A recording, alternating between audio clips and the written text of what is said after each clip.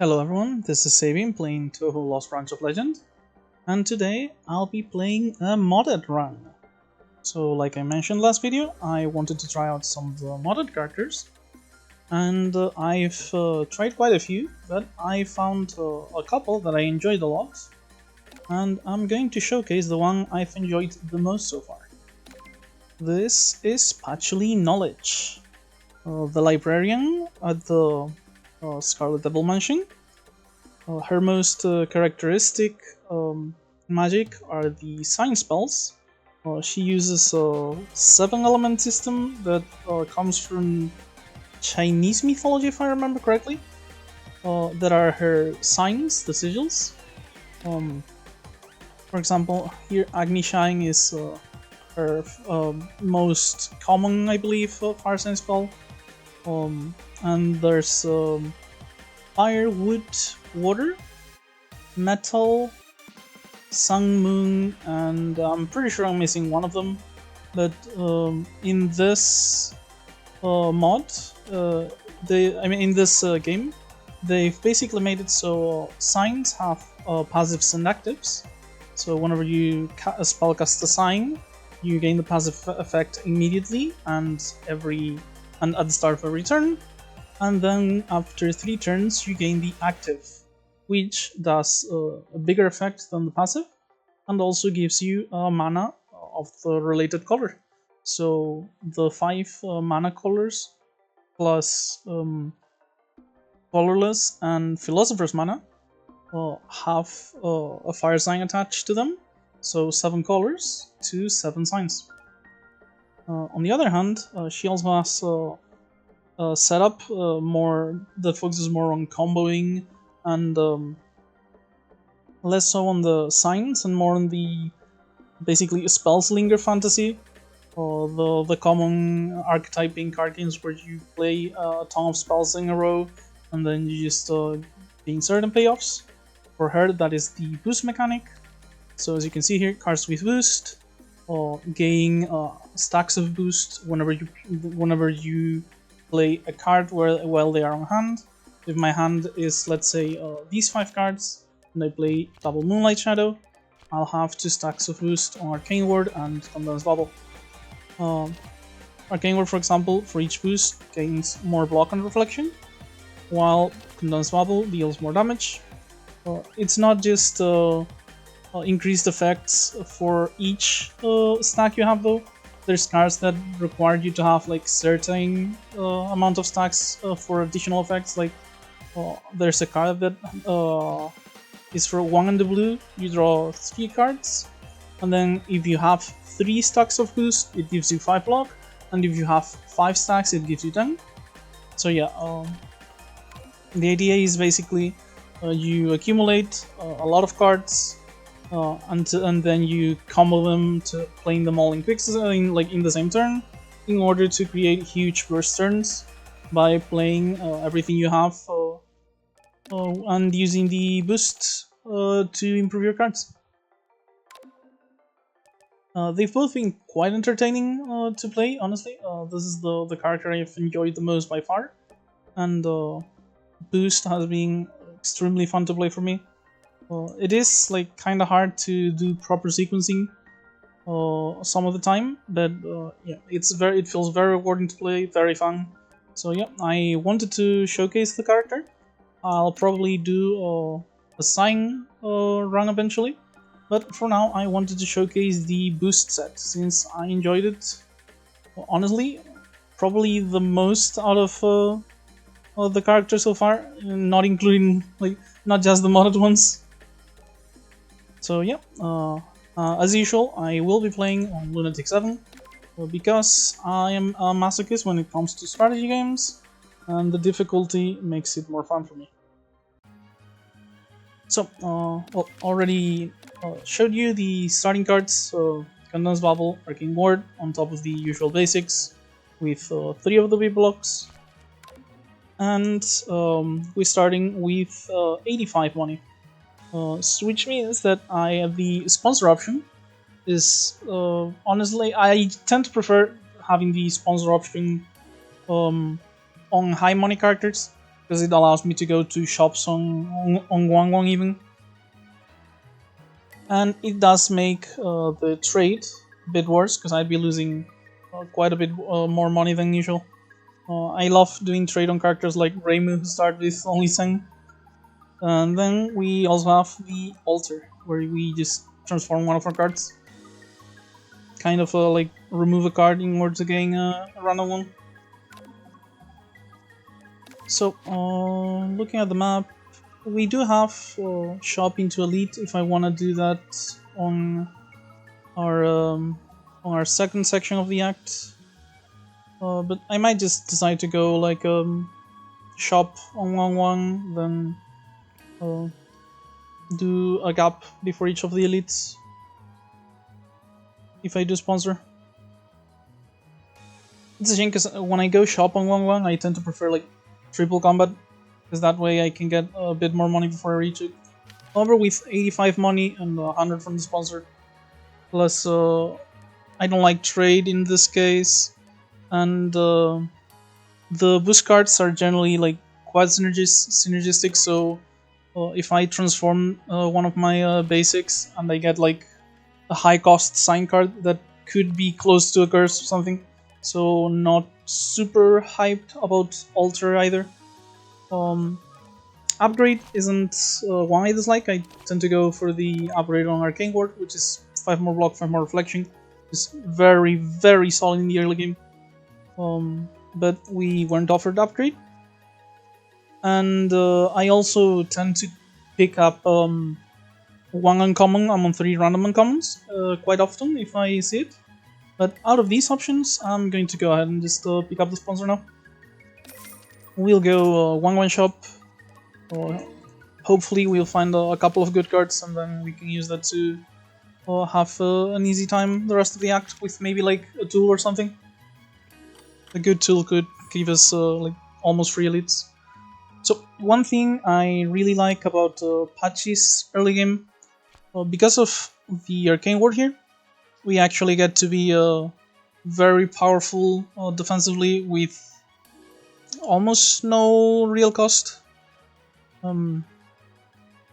while still progressing in combat. So as you can see, we have 2 mana, 10 block, 10 reflection. If we play the Moonlight Shadow, we get a boost stack. It goes up to 11 block and 11 reflection. And I'm going to go ahead and play it. And yeah, I like Arcane Ward a lot as an early card, because I've mentioned on some of my other videos that Entrenched Body, for example, is a card I think is best early on, since you get to just use the block to, like, when numbers are low and you get to use it to block, the reflection actually deals like high damage against the early enemies, and it can actually, the thing is with Arcane Ward here, with enough boost stacks, we can actually one-shot some of the smaller enemies as well. So being able to defend ourselves at the same time as we make actually noticeable progress in the fight is honestly very, very useful, very good. This is very, very solid early game card on Arcane Ward. And the Condensed Bubble is a bit harder to use, but it is a high damage attack for 1 mana. Like, even with no boost stacks, this is already stronger than the shoot, attacking for 3 damage twice, so 6 damage.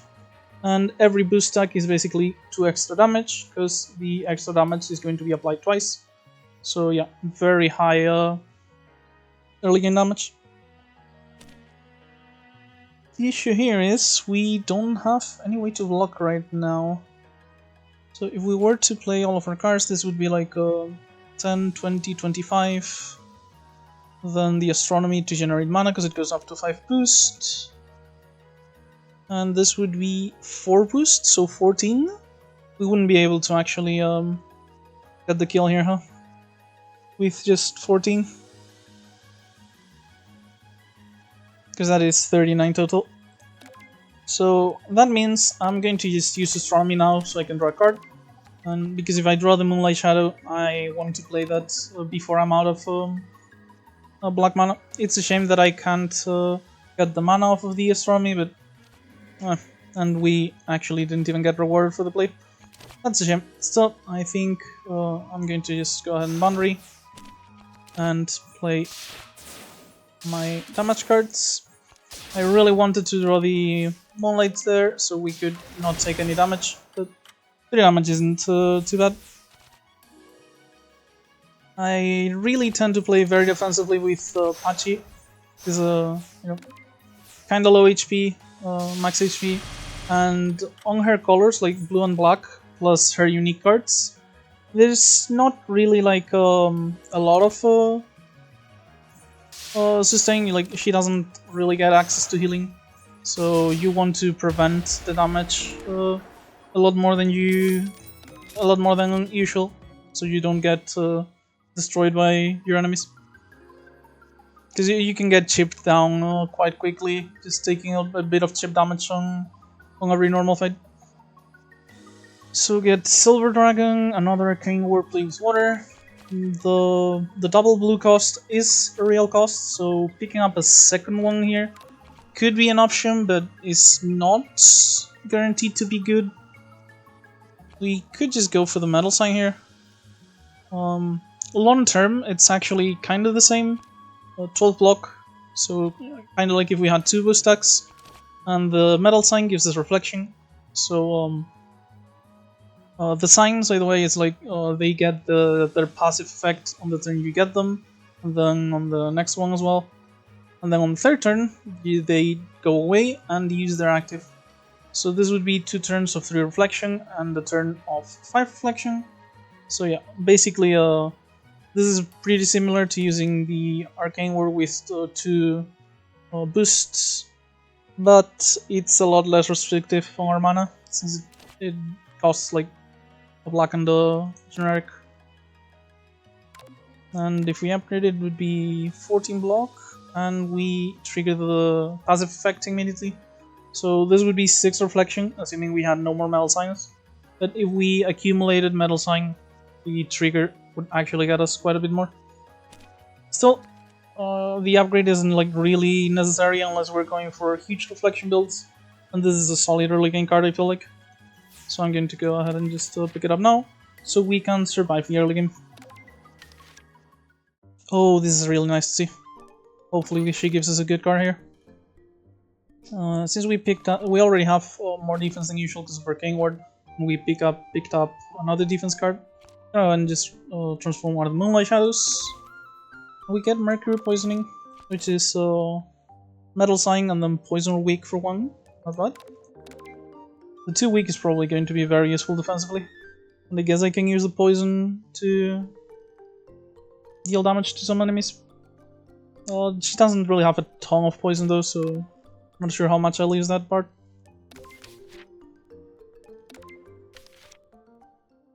Okay, it might be useful here though. Sorry about that, my voice cracked. Had something stuck in my throat, I think. Yeah, it might be actually useful here since it's damage that goes to their block without activating it too. But for now though, we're going to go ahead and just 15 block, take no damage. And yeah, let's just try and focus on the one with the least HP.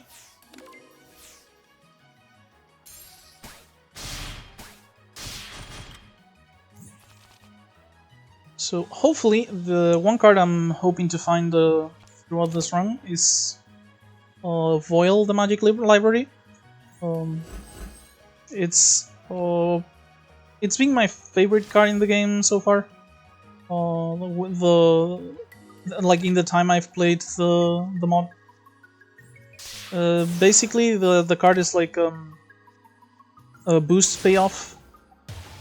It costs 5, 3 when upgraded, and the idea is whenever you play a card with boost, if you deal like if the card has been boosted to 3, you draw a card.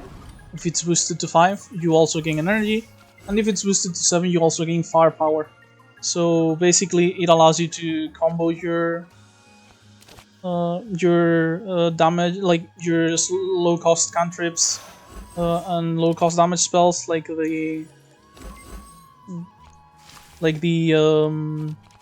Condensed Bubble here. And just chain them over and over, getting a ton of mana and card draw, and just combo your enemy extremely hard. So far it seems more like we're going for a Reflection build though, with the Arcane Ward on the card we picked up. Oh, but we get another Condensed Bubble here. I really like the...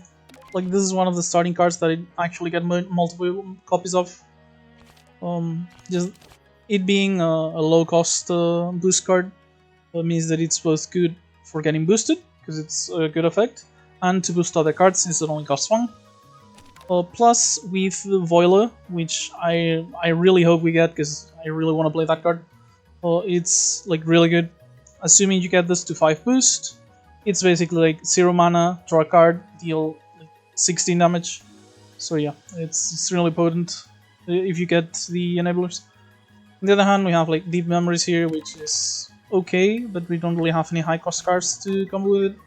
And then Diamond Ring, 12 damage, and you choose to spellcast either Sun or Moon, which are AoE damage and block.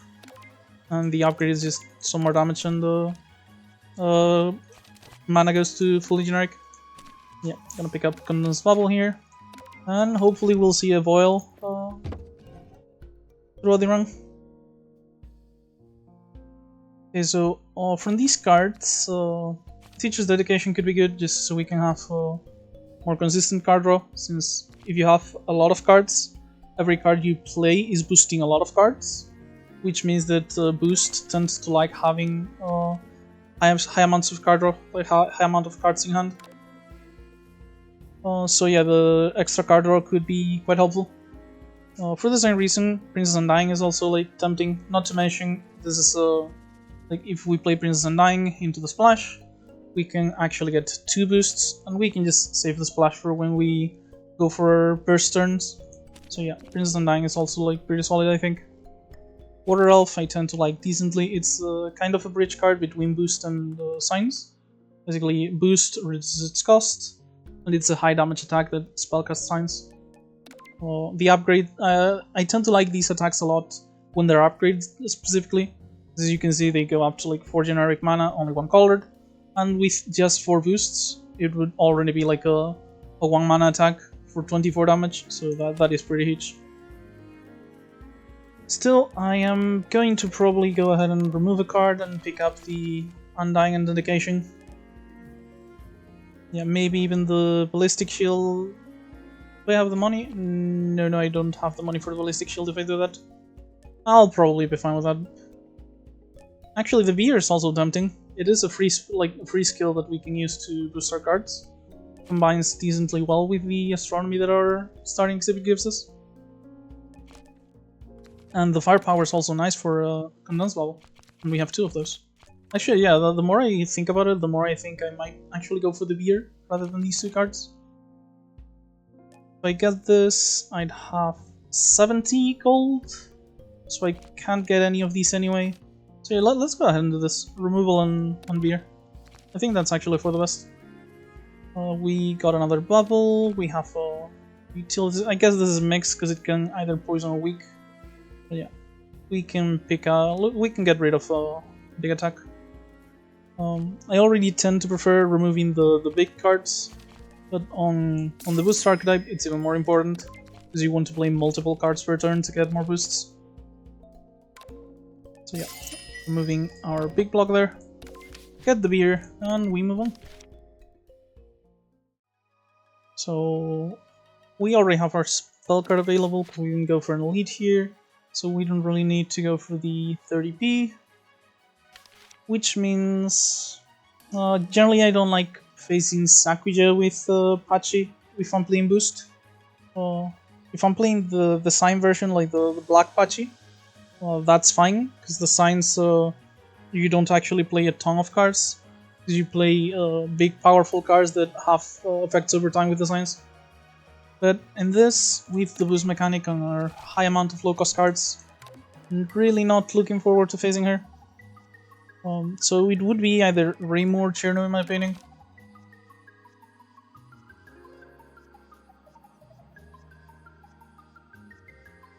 With our Reflection, Reimu could have the summons like Tangler constant reflection that we can get from the metal signs and the arcane ward.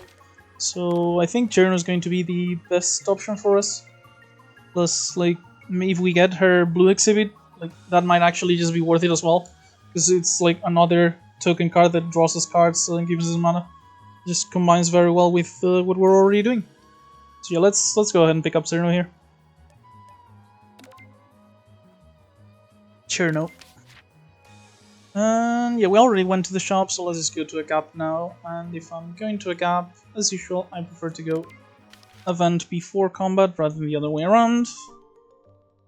We're barely hurt, so I'm gonna pick up the power here. And the game, being cruel to Misty as usual, just makes us die and dash because we don't have the money to pay. Clearly not my fault. I don't know what you're talking about. I could have just chosen to buy nothing. Yeah, I really wish they'd like put a cost or something, even if it's something small on that event, so you didn't just have the optimal choice of never paying.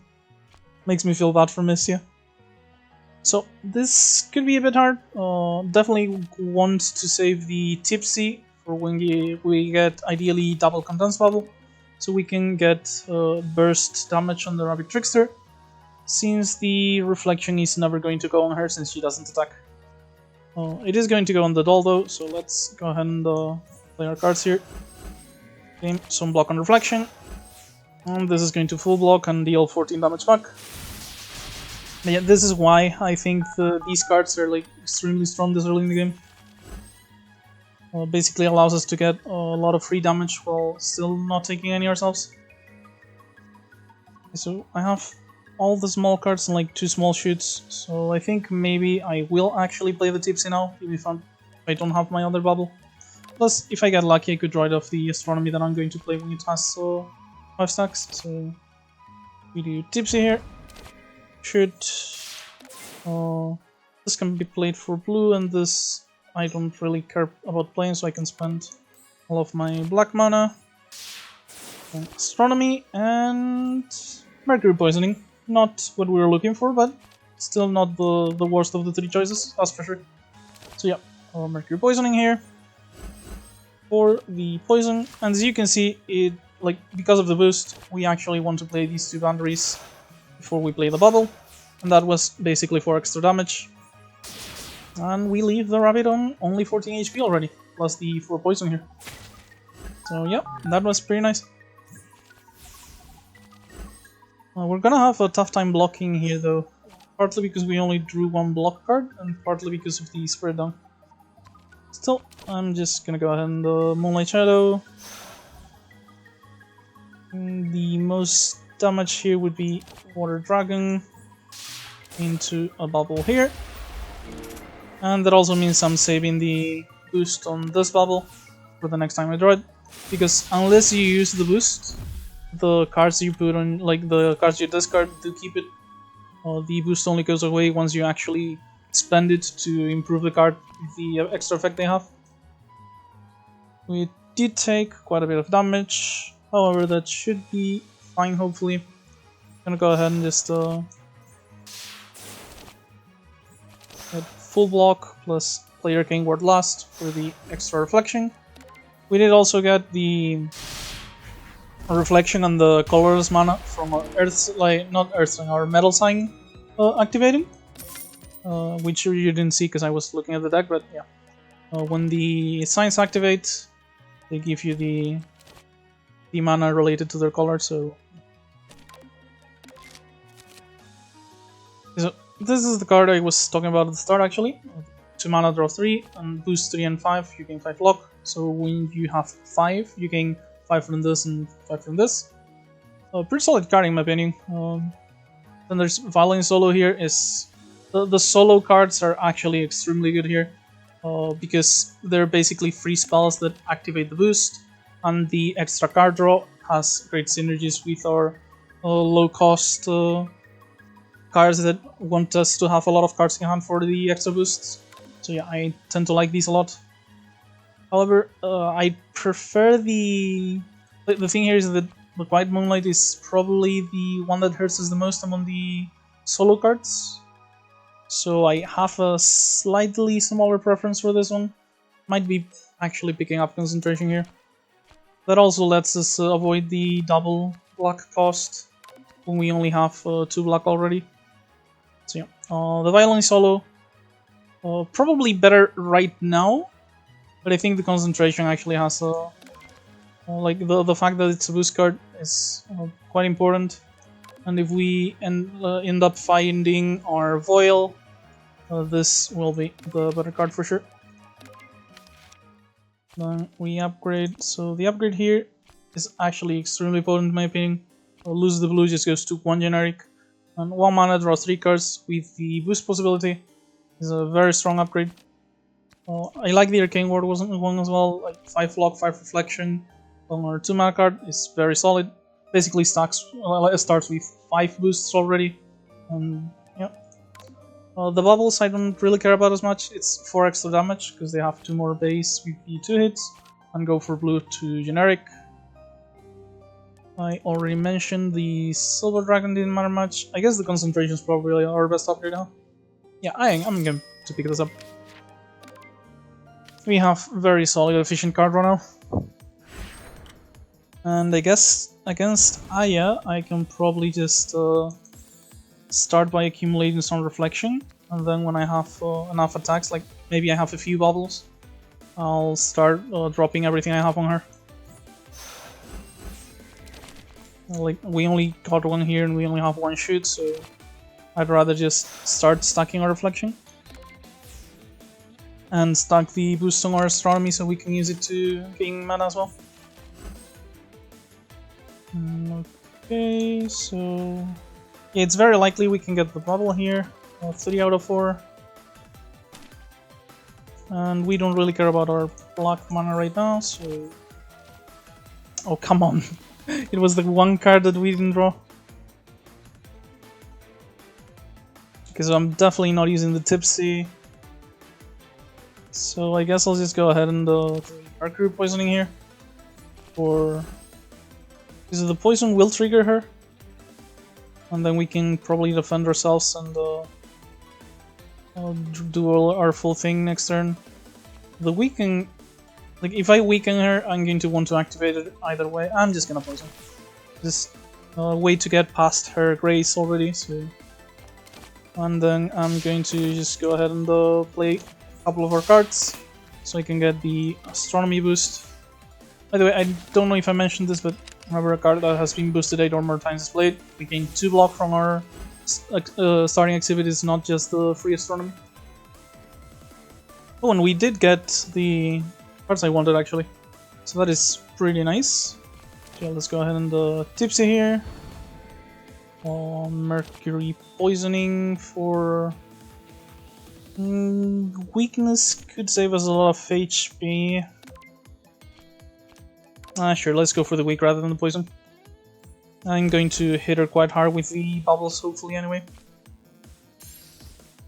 And that gets this to 8, which gives us 2 block here.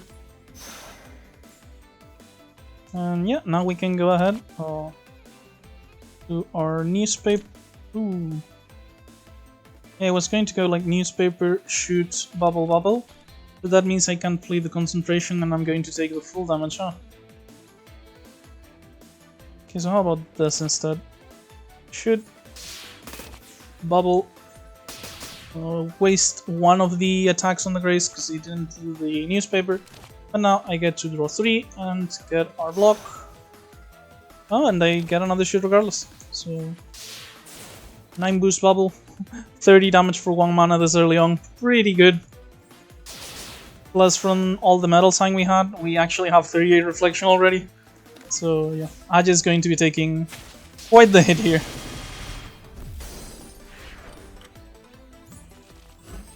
And the Arcane Ward will actually do it. Let's just pop this card, just so we can boost it once. Then Boundary Arcane Ward. Thanks to the weakening, we actually had more than enough luck anyway, but you know, just in case. And we're gonna reflect 27 here. In case you're wondering, by the way, why we had such a massive amount of reflection, the fact that gaining the spellcasting the signs also triggers them, but they also stack. So if we only have one metal sign, we gain like 3 reflection. But once we spellcast the second one, we have 2 stacks, and we activate both stacks at once, so we gain 6 reflection instead. So yeah, I basically played like Silver Dragon and 2 Mercury Poisoning, so it actually went 3 into 6 into 9, and then the active gave me 15, so that's how we accumulated that much reflection so suddenly. We got the Wolf Tango Shield, which is whatever. I guess it helps with the multi-attack hits if we end up like blocking to boost them or something. It's like, it's never really bad because well, it's bad against Marisa, I guess. But other than that, it's never really bad because you're just getting free firepower sometimes. But never really found this to be amazing or anything. The times when I like it the most are generally like with Reimu, when I have the the attacks that benefit from temporary firepower, since you can just play a block card and you have basically the temp firepower on command. So we do like card draw, but we already have a concentration. Not sure if I should pick up the play with water here. Definitely not interested in the Agnishine though, that's for sure. And Silent Celine is like a pretty expensive card, and it does take double block, but it's a solid block card.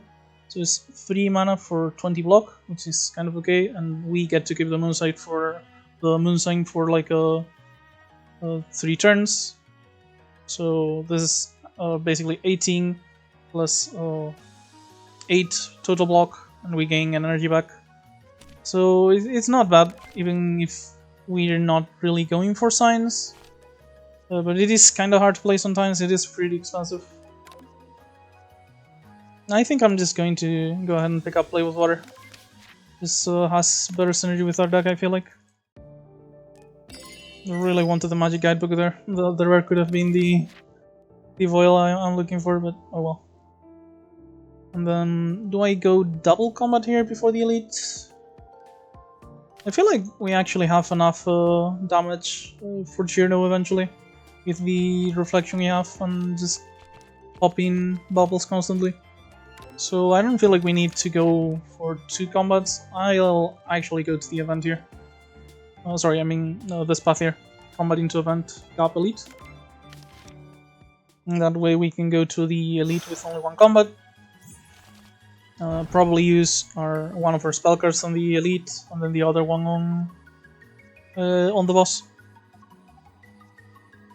So I could go like, I'd go Tipsy here, Concentration and Bubble. That is 3 mana. I'd only be taking 1 damage if I play Arcane Ward afterwards. Or actually, if I do Concentration last, I gain the block. Because if I already know what I'm going to play, whatever I draw is not going to change that much, I guess. So yeah, let's go ahead and do this. Tipsy to get rid of Long Night. Condensed Bubble. Okay, Ward, and now we have 3 boosts here, which lets us go ahead and gain the block on Concentration. Shame that we lose out on the Mercury Poisoning until we cycle again. And I do think I should have started with the ward, so the bubble actually dealt 4 more damage. So that was a small mistake, but not a big deal. This is 3 mana, so let's go ahead and play with water. See if we can find some more block. Not really, that's a shame. So we'll probably be taking... actually, I guess the concentration is technically more block, huh? Okay, so we can go ahead and...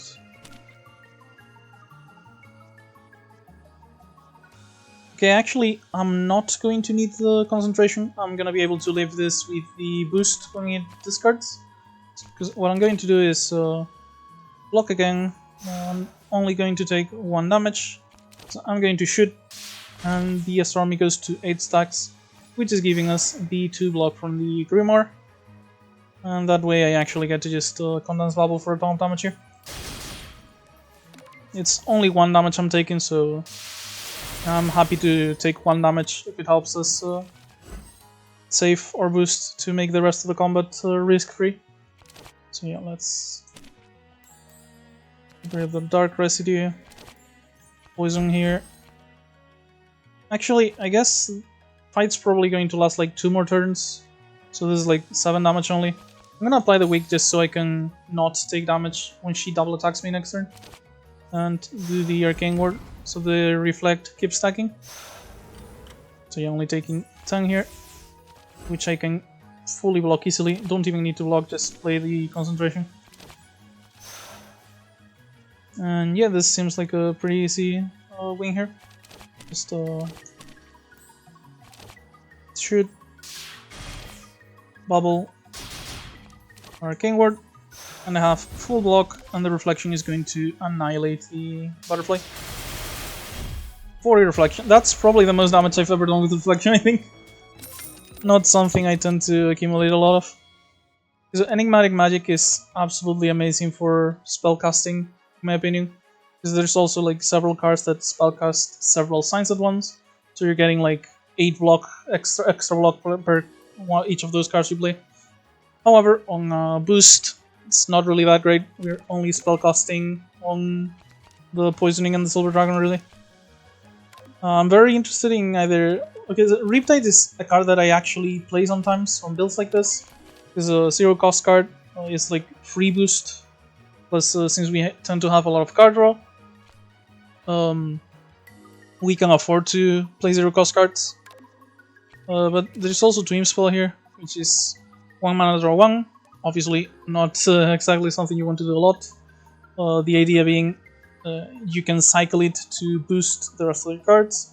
And the actually important effect, when this is in your hand, if you play a card with boost, you transform this card into the card that you just played. And you get to keep the boost too. So if I play like a 5 boost Condensed Bubble, it transforms into a 5 boost Condensed Bubble. So yeah, that's also an option. We've already picked up like Concentration and Play with Water though, so I think I might actually go ahead and pick up Riptide here. Because a Twin Spell I tend to prefer when we're already set up. Like if I had Voil and I could use the Twin Spell to copy things in order to chain them and stuff, that would be good. But if I'm still like looking for something strong to do, I feel like Riptide has better immediate impact on our deck. And if we upgrade it, it could be a source of weak. Always like to do this event. Soy sauce means we want to go to shops a bit more than we did before.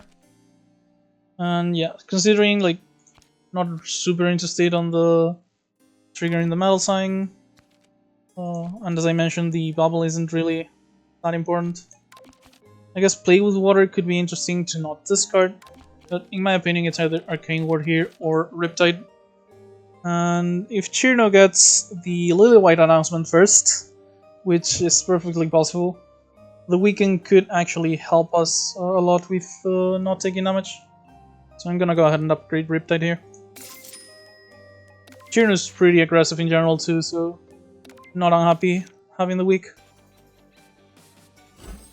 So against Storing, don't really have like a ton of things I can do to safely damage the spirits. So I tend to prefer just bursting her down. Plus the spirits tend to take away, like, take the damage from the reflection. And if they attack and reflection kills them, they're both attacking and exploding on the same turn, which is pretty brutal on our health. So yeah, I really want to try and burst Spring here as hard as I can. For now though, let's get rid of the Wolfer here and use the temporary firepower from the beard to deal some damage. Probably gonna spell card on our next turn. If I draw like both the bubbles, for example, I'm pretty sure I can kill her easily. Only drew one of them, sadly. So this would be like 40 plus like 13, so 50, around 53. Let's say this ends up boosted by like, let's be generous and say like 6. So that would be 12, 24. If the draws of the astronomies are good, we could actually kill her here. But it's actually going to be kinda hard. Still, I am going to try regardless. I don't think we can do much better by actually going for the spirits, honestly. Yeah. Oh, I should have started with the tipsy. I guess it's one more stack on the astronomy, but oh well. That was a mistake regardless. Okay, so not a good draw there, that's for sure. Let's go ahead and Riptide and Poison with Mercury. Do another draw. We could still draw our last... Oh, come on. Well, at least we have enough mana for everything still, so gonna go ahead and concentrate. Oh, this guarantees we get the bubble actually, which might give us enough to kill Bring here. Okay, they should definitely does, right? Because this is going to be 30 damage. Yeah, this is easily enough damage. Great, we did actually manage to one-shot her turn 2. We had plenty of damage actually, thanks to it. Once we drew the second bubble, seems like we had more than enough damage. And that way we don't have to worry about the fight going long. I tend to like Flash of Spring when they give it to me like upgraded, because it's a 0 mana cantrip. I see this as literally 0 mana, boost your hand and draw a card. I don't really care about the Wood Sign, you know, it's an extra, it's there. Not interested in Agnishine. Maybe interested in the Princess Undying, but for it being like a good when you have card draw, since it gives more barrier, and we do have our card draw, and also like being 2 boosts thanks to the splash. Could be an interesting card, I guess. Yeah, this is like a source of barrier, which could be very useful to set up turns where we get to attack and do our thing without taking that much damage. And the upgrade is pretty nice in my opinion, going to 4 barrier rather than 3 per card. So the fact that we get to upgrade immediately now, because these don't have like, the only upgrade I would be interested, like really interested in, is Arcane Ward, and I feel like the Princess Undying might help us better with the extra barrier and being able to play it more freely. So yeah, let's go ahead and try and beat Cherno. And we do start with Lily White's announcement. So yeah, the weekend might actually come in handy. Speaking of weekend, definitely going to start with it on the Mercury Poison. And I guess block most of the damage with Moonlight and Boundary here. Only taking 5. You'll notice the reflection didn't show the effect or anything. The mod is still in development, so not everything is complete, but it is fully playable in my experience. I haven't had, like, you have plenty of cards, and I haven't had any issues on either archetype filling out the deck. Plus, yeah, no, I haven't really found any gameplay issues or anything. So yeah, there's a bit of polish to be done still, but that's to be expected on a mod in development. It actually works quite well so far. Regardless though, let's focus on the run, get rid of the Wolfer, get our block and our reflection, and the condensed bubble is gonna hurt quite a bit. I'm kinda saving the tipsy for when I can do more than just one attack in a turn, even if that attack is the multi-hit one. Mana freeze is going to be kinda rough, I believe. Okay, so she's defending this turn, so let's go ahead and draw. The Princess Undying here is actually pretty tempting. 30 barrier is a lot. Yeah, I'm actually going to do it. Plus, it does give us the 2 temporary firepower from the Tengu shield, which means I'm really just going to try and go hard here. Astronomy, play with water, try and get, yeah, second bubble, that's nice. Because it is what I was looking for, and now we get to do Riptide into double bubble for quite a bit of damage. And yeah, oh, I didn't tipsy, I feel like an idiot. I thought I already played it, I don't know why I didn't. Well, I guess we're saving it for later then. But yeah, that should have definitely been my play there. Okay, so we got the generic mana from the metal sign doing the active, which is definitely good. Because we want to double block here. And we needed that mana for it. Since we drew all of those mana freezes. But yeah, our barrier is gonna help keep us healthy. And still deal quite a bit of damage. So Frozen Throwing Knife means that she's going to get the 6 damage per turn buff. Let's... I'm gonna start with this actually. See if we can get better cards than just playing that. The weak is definitely helpful here. And yeah, we can go ahead and just shoot Thundery. And that gives us enough block. Oh, I guess I should have done it the other way around. Yeah, that gives us enough block with the Arcane Ward. And we also get our Reflection to keep dealing damage.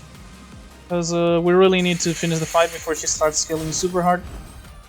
She just gets more and more of the buffs from her allies. Yes, this is just very simple. Silver Dragon into Boundary into Bubble.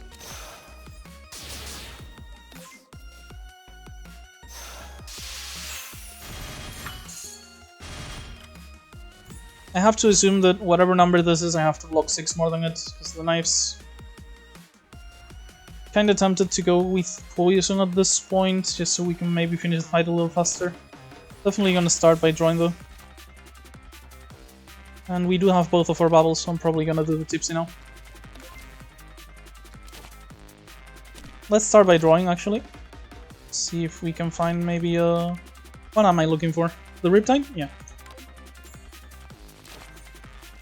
Because I have plenty of block from the barrier anyway if I need it, so... Yeah, let's go ahead and tipsy. Get the poison. And just go hard with the bubbles. Oh, I must have missed this. Yeah, I should have spent my black mana. Because I can't use it on... God damn it. Well, generally the auto tapper is at fault here, but I do admit this time I wasn't even paying attention.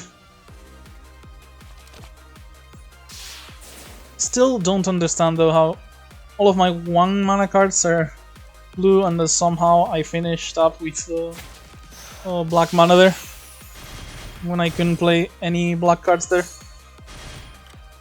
Probably because I used the Mercury Poisoning quite early, so I still had more blue than black, I guess.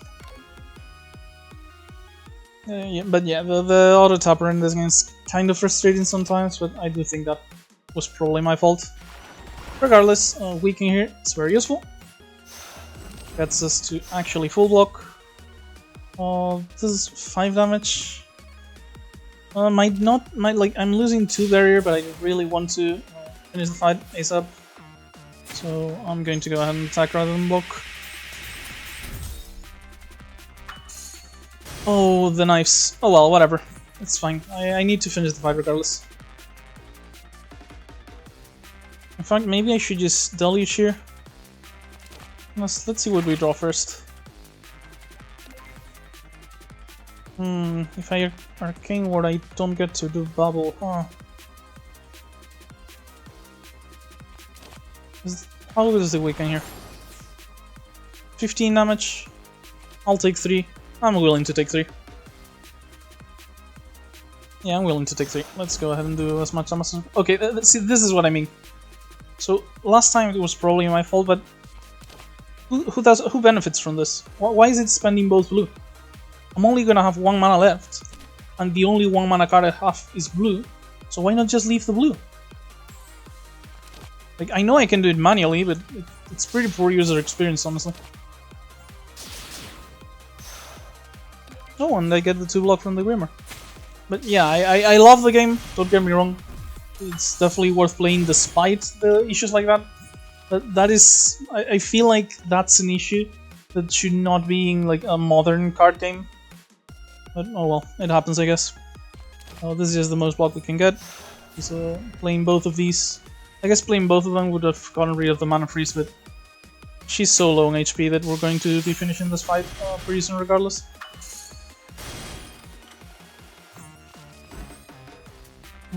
Okay, I can't finish this fight regardless, we've just double shoot, so let's go ahead and draw. And I know I'll draw lethal here.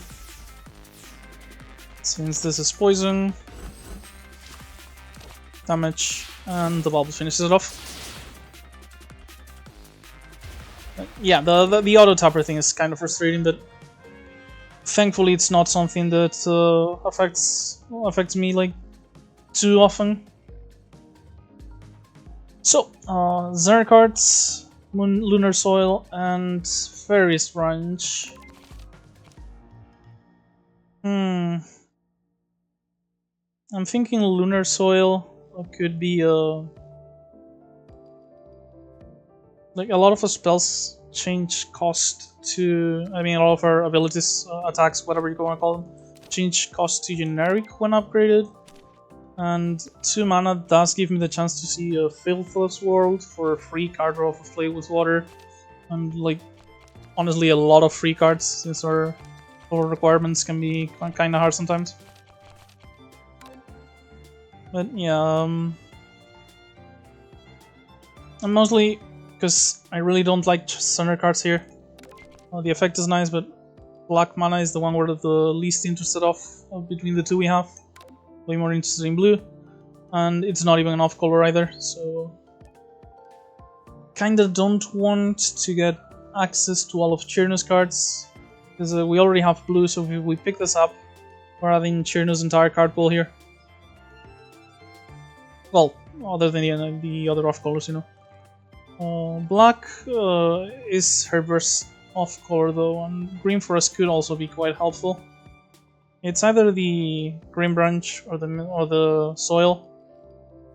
And honestly, if I'm kinda even between the 2 of these, the Green Branch gives us an effect that we're barely ever going to see, but the Lunar Soil's effect is actively harmful with the Moonscape to the library. I guess the effect is that it's 2 mana rather than 1, but we kinda want colored mana with all our blue, single blue, double blue. And we would be relying way too heavily on actually finding the Filthless World if we picked up Lunar Soil. Could be an option, like if we did find it, it would be very good. But I'm going to go ahead and just pick up the Green Branch in this one.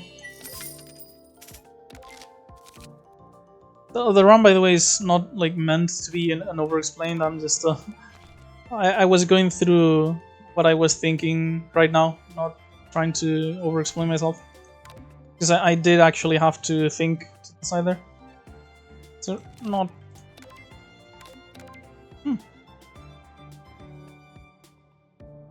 This is a pretty interesting card for actual sign builds. Not really something I can use here, but it's the first time I see it, so... Quite interesting, honestly.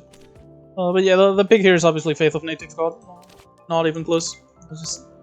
we could get a ton of very powerful and useful abilities off of this. So yeah, let's just go ahead and pick this up. I probably want to upgrade it to any chance, like any better chances of getting Centaur's Doppelganger off of it is just going to be amazing most of the time. We did end up saving our spell card though, so I think we can easily go to an elite here on Touhou.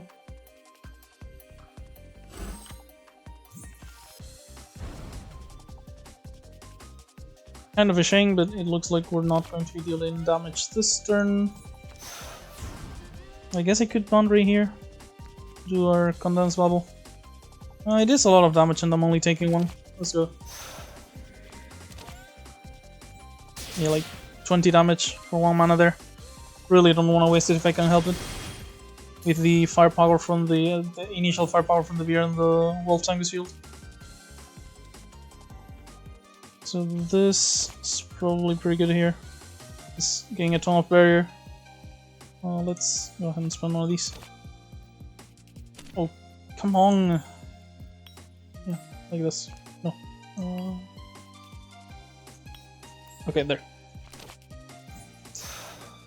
And we get to do our splash for the astronomy. Our card. Not exactly a very useful one immediately, whatever. And yeah, let's just go ahead and do our thing here.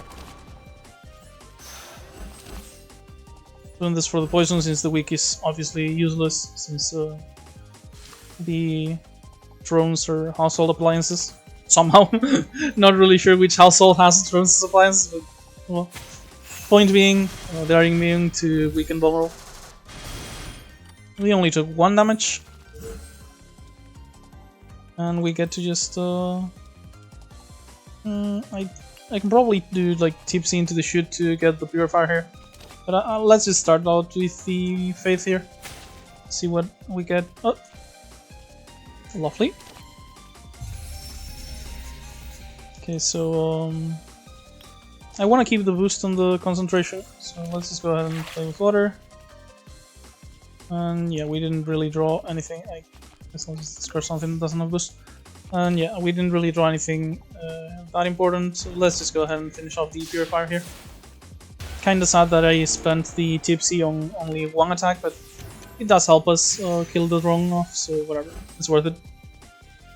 And we only get to play 1 card here, so just it's the most damage. Yeah, I'll admit, I love Doppelgangers, I think it's insanely good, but our deck is probably one of the decks that has the least synergy with it. Just because playing only 1 card isn't really our style. But still very good, regardless, I'm pretty sure. Do Moonlight here just so we can get more boost on the bubble. Oh, and the firepower, forgot about it. And I guess just more metal signs? Our reflection is going through the roof, actually. I can just block this turn and the drone will kill itself. Which is probably what I'll do, honestly. Yeah, concentration here is 10 block. And just Princess Undying. 428 barrier. Play a free attack, not that we need it. Oh, yeah, we really didn't need it. The reflection will just kill the drone now. Would have almost one-shot it. We're really getting a lot of reflection, huh? Another concentration could be quite interesting. Even more if we end up upgrading it. Yeah, let's go with it. Oh, I love Shimbimaru here. Because the big issue here, we did just add Sereno's entire card pool to our possible cards. So transform here does get quite a bit worse. Because we can get like cold synergy cards that aren't amazing or anything. However, the common cards, are even Chirnos, are generally just like decent, generic cards, so it's unlikely we'll get something truly terrible or anything.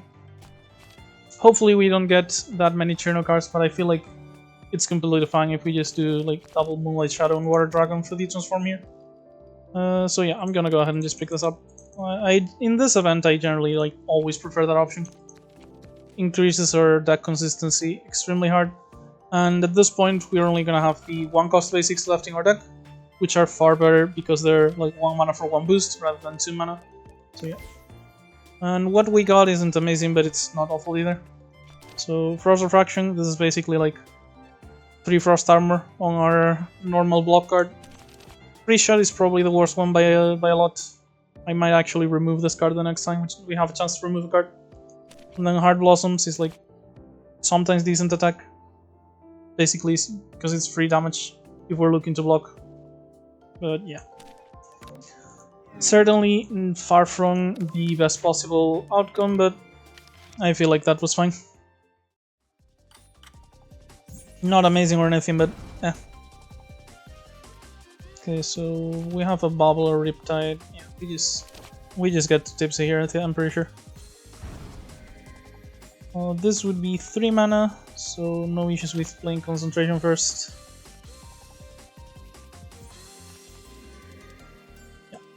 Yeah, I'm gonna spend all my mana here for this damage. Shame that we miss out on the Princess Undying. Would have really liked to use it with a full hand there. But by the time I drew it, I didn't have mana to play anymore. So let's go ahead and see what we draw. A bit more. Keep digging a bit deeper. I'll probably use the Bubble and then the Blossoms if I can. This shot is probably not seeing use, honestly. Maybe in the entire run. Okay, so that's a shame. What I wanted to do is 7 mana, so let's go ahead and do this for 6 instead. So Silver Dragon, Boundary, pop the Bubble so we can get Instinct on the Heart Blossoms, and just get the Instinct here. 27, will only be taking a very tiny amount of damage. Yeah, 3 damage here. And the Reflection is going to leave the Drowned Girl very low, so we can probably finish the fight here. God, those were awful draws, huh? Yeah, I guess we might not be able to. I'm just going to Boundary here just so we can get this to 8 for like 2 extra block.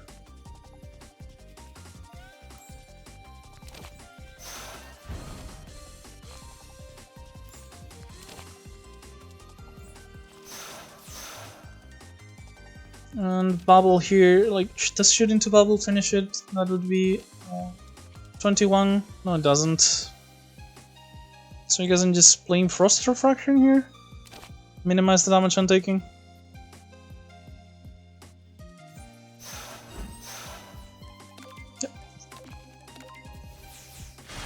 Yeah, the Reflection is going to get it, and the Poison is going to get us closer to finishing it off, but we really do need to draw something already.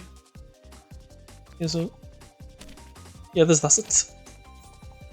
The Poison here leaves her at 12, so Heart Blossom into a shoot will be lethal with the Silver Dragon blocking the damage from drowning, and then she dies before attacking us. Because the Reflection could have killed her, but we really didn't have a lot of block if she actually attacked us. Okay, so really not interested in the Grudge Returning. It is pretty powerful, but considering my deck, adding Misfortunes hurts it quite a lot because it's quite heavy on cycling and quite heavy on cycling and wanting to play a lot of cards. So starters are much worse for us. Absolutely never picking Cool Entrance here. Not sure I want the Photosynthesis though. It always exiles from hand. Can't exile from deck and discard. Like the Sun Signs are okay, but yeah, I think I'm just skipping here. Photosynthesis could have been good if the upgrade actually got hand on deck, but I'm not really sure why it doesn't. And we find Hateno Kokoro here. So this is 27 damage first turn. I guess we'll be taking a small amount of damage, but I'm going to go ahead and just Silver Dragon into Frost Refraction.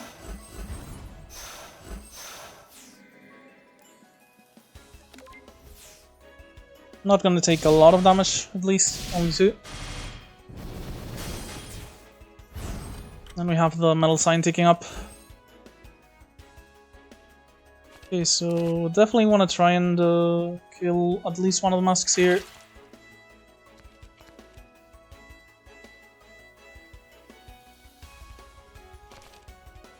Am I ever playing the Heart Blossom with Instinct here? I don't think so. It's an AoE, let's leave it there just in case.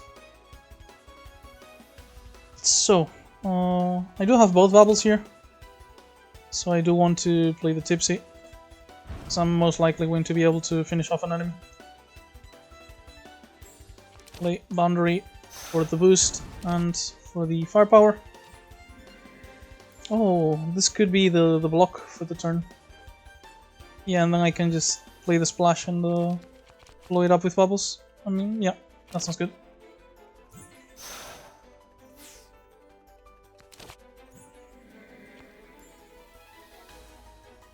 Okay, this is a one-shot. And the boost from that one actually makes us one-shot the bottom one as well. That's really nice. And yeah, I'm gonna leave the concentration there. Next time we draw it, it's gonna be like 1 mana draw C, gain 12 block. Eat your heart out. Water blanket, I think it was. Yeah, the neutral blue card that gains block and draws 2.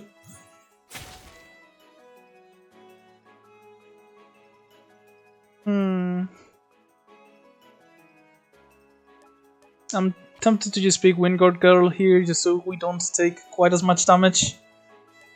Otherwise, it's like probably Filthless. I guess Magic of the Mallet wouldn't be horrible either. I'm just picking out Mallet. Like, the difference between Windguard and Mallet is like 4 damage taking. So, well, I guess I could block even if I picked Windguard Girl anyway, huh? 9 damage is actually quite a bit more relevant, honestly.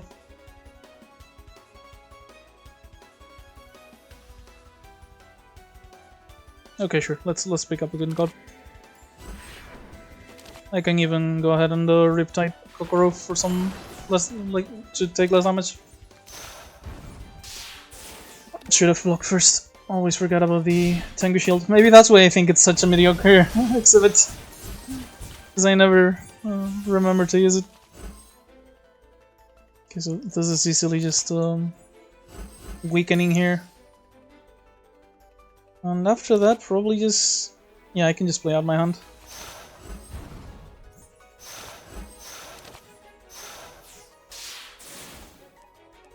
Reflection is going to keep hitting the Manreiki. And hopefully... oh, the cold will finish it off actually. Nice. From the freeze shot.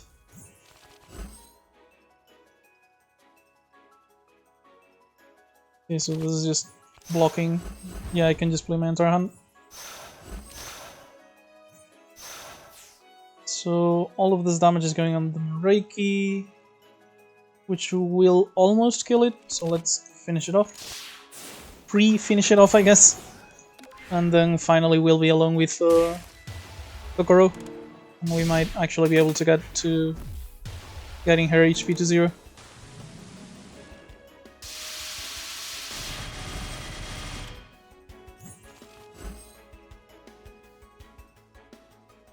Maybe it's because of how I play, but this the boost runs are often quite complicated. Maybe it would have been a better video if I had gone for the signs. So I'm spending a lot more time thinking, despite this being like a normal, not over-explained run. Okay, so let's concentrate here. Well, I was going to Princess for like a Tom of Barrier, but if you give me both bubbles and just more metal signs, I guess I can oblige. Solid damage.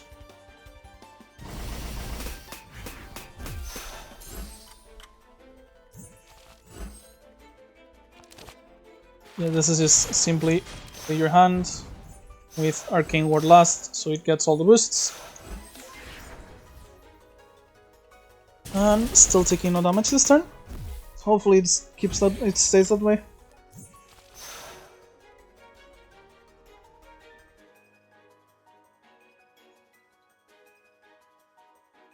It's only debuffing us, but well, this is probably vulnerable, isn't it? Not that I have enough damage to kill it on hand. Let's see what we draw. Absolutely nothing of use.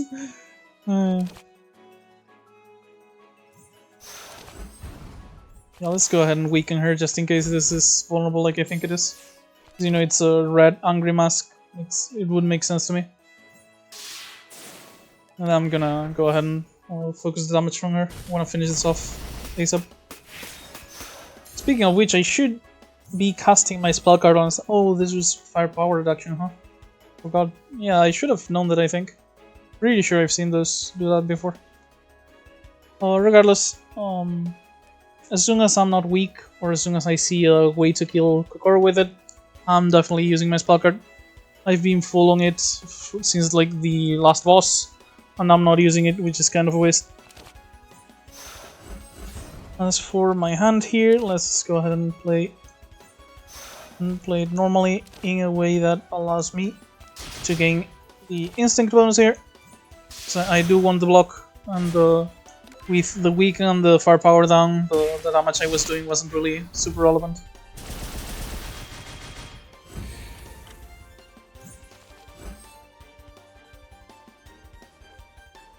Guess I'm concentrating. So this is 14 plus 40. Jesus, 40 damage.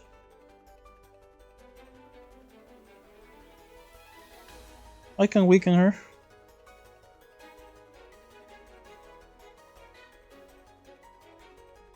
Yep, I'm going to use this on one of the masks actually.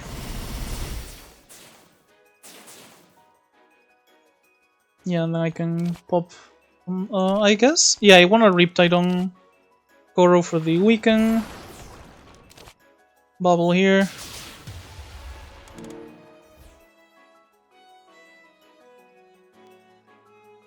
Not gonna be able to Arcane Ward. That's a massive shame. Because even if I did Frost Refraction, the Storm is still going to be at 4.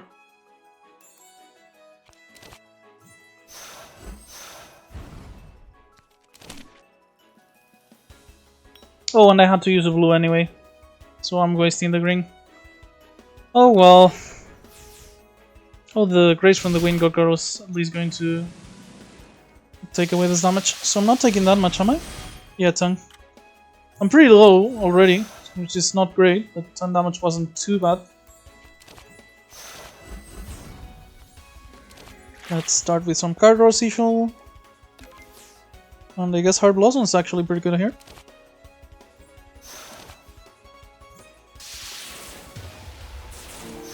And well, between just a shoot and the call from 3 shot, this is technically better. Even I have like infinite block already. Okay, so she's getting close to dying and she has no masks, so hopefully I'll actually be able to finish this fight soon. Let's go for the poison. I can get blocked from the boosted spells anyway. Lots of reflection. Yeah, I'm dealing a lot of direct damage, ignoring her block. So 7 HP should be easy to take down. And Riptide. That was a really tough elite. Hopefully we'll... Okay, we got something decent at least with the Black Lotus. And not amazing for cards though. Okay, so Floating Ice is actually better on this character than on most, I believe. Because this is going to give me 2 boosts for 1 mana, since the card I get costs 0. Really happy to pick this up pre-upgraded. And well, if we high roll like a high cost card, that's even better. Goodbye, Huge Spoon. I don't think I'll miss you. Do the swap for Act 4. And we definitely have plenty of money for a shop, so let's go to the event. And if it's not something that screws us up and forces it to heal, I'll go to the shop. Oh, it's a pretty good one actually. So Kaine, as usual, gives us options for our for like appliance exhibits. Don't really care that much about the weakness here. Our biggest issue is like when we're not able to properly defend ourselves. So gonna go for the fridge. Block Frail. Prime number, I guess 5 will be enough, so 4+1. And We do have a bit less money. We just spent 100 on the price there, but the shop with 200 is plenty. Okay, so we're just gonna Princess Undying here. I have a huge hand. And I guess I'll play it.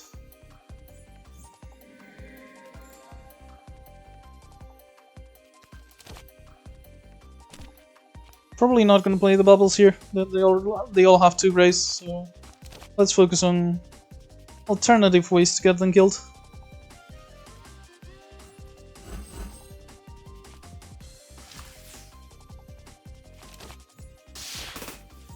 Like, you know, reflection and poison.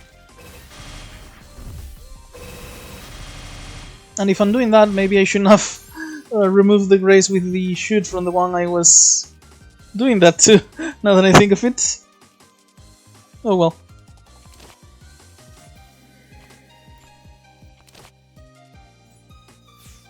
Okay, not a bad target for floating ice. It is the upgraded one though, so we're not really saving any mana.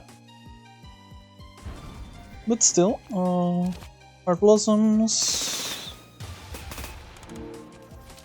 Just for AoE, no? It's not like any of them were attacking us this turn, but I did want the AoE anyway. We did spend Horgring mana. Okay, this should finish off the top part. And we only have 2 left.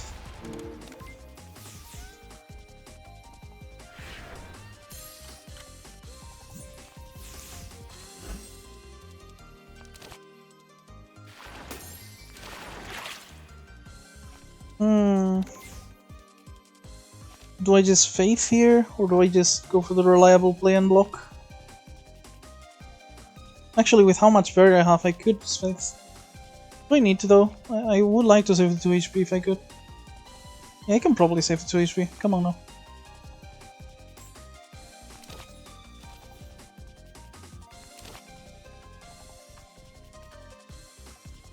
Yeah, this should be fine.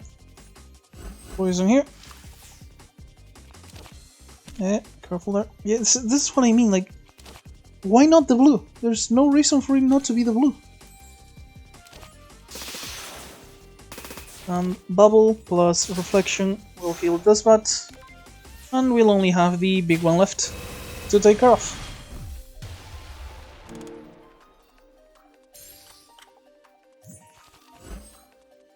Thankfully, because it's hitting us quite hard. Would have hit us harder if it did the multi-attack though. Let's go ahead and draw.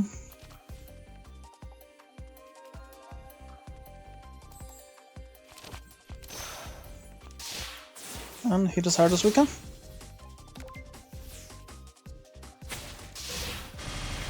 Yeah, the fight should be easily over at this point. Really happy with the floating ice so far. I should have seen what I got off of it before I said anything. Okay, let's face it, this would have actually been an insanely good result. It's just that I think I can finish this without losing any more HP. Yeah, the poison does it. But it would have been a really good result though.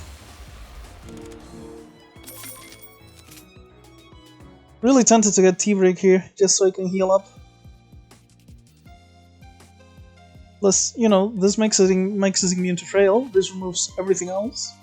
So actually kinda solid. Yeah, let's do this. It's only 1 mana, so it's good for boosting. It gives the sustain, which I generally don't have. Kinda happy to get it there.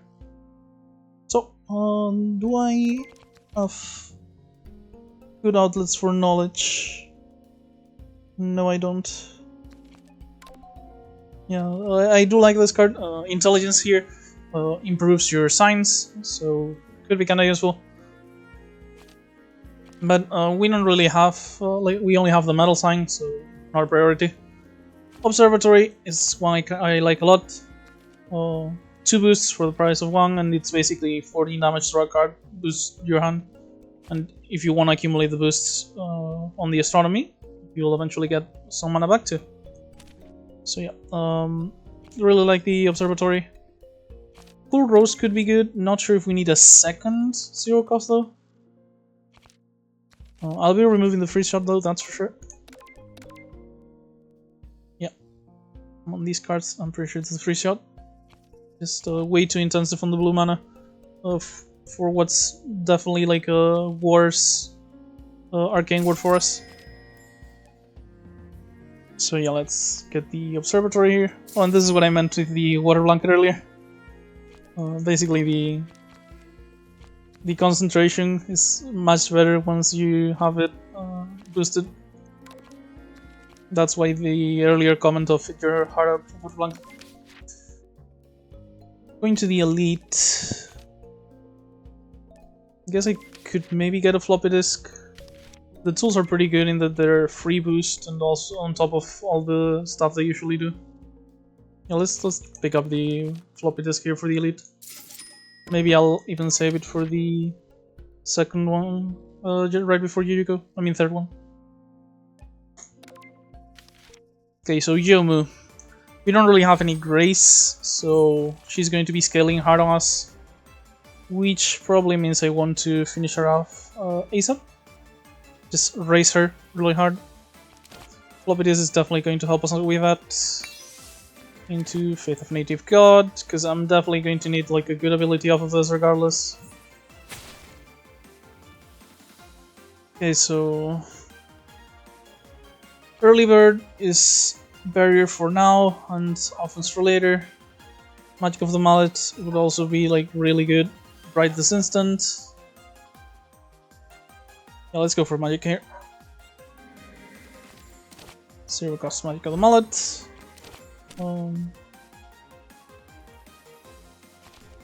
I guess the observatory is probably good here, and that way floating ice can boost it as well. The astronomy, I mean. Plus, I got an upgrade on this astronomy, so this is going to give me a rainbow. And the rainbow is going to allow me. I don't want a T-break now, actually. This could remove my lockling in the future. It's a shame because I did want to Heart Blossoms for with Instinct, but you know, I can block in other ways, I guess, probably.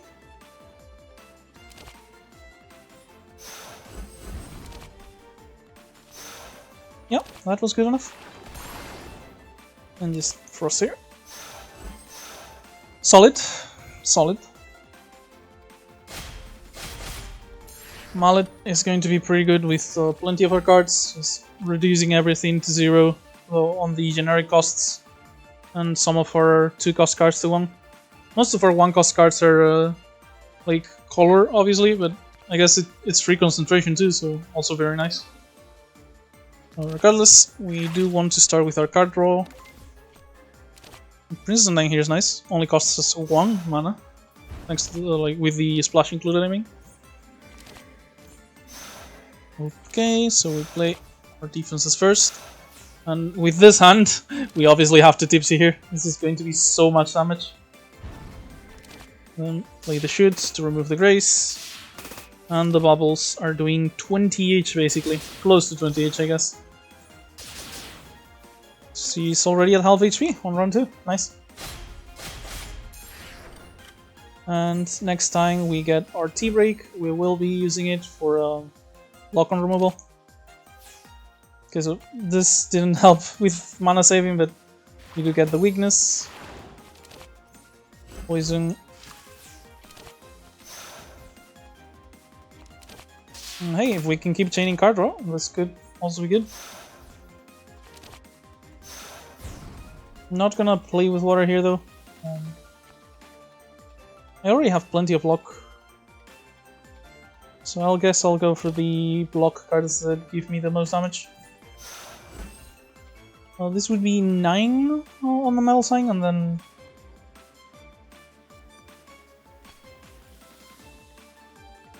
yeah, I think they're basically the same amount of damage, I think.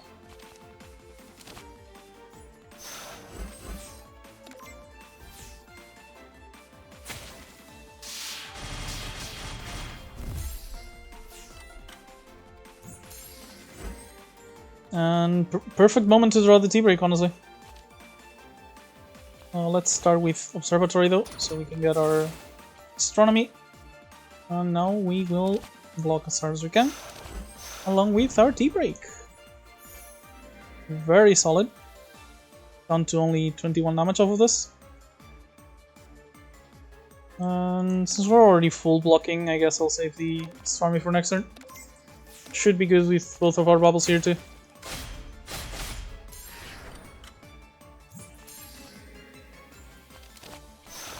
Yes, get our boosts, remove some grace, draw a card, and yeah, this is going to be absolutely enough damage. And goodbye Yomu, before she gets to use her spell card. Oh, the Ice Cube should be very, very solid. Okay, so Water Elf here with the upgrade seems very interesting. As I mentioned before, it's the bridge card between boost and spell signs. But even if we ignore the spell signs, like for 1 mana, 24 damage is pretty huge. And the water is going to give us like a slight amount of defense. So yeah, definitely interested in picking up the Water Elf here.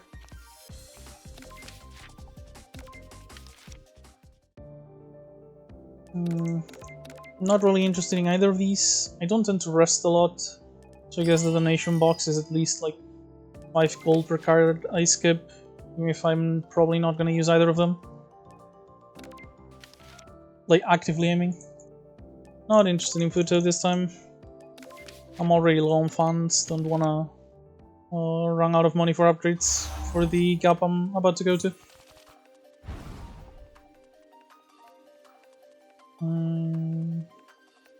Okay, so let's just... This fully blocks already.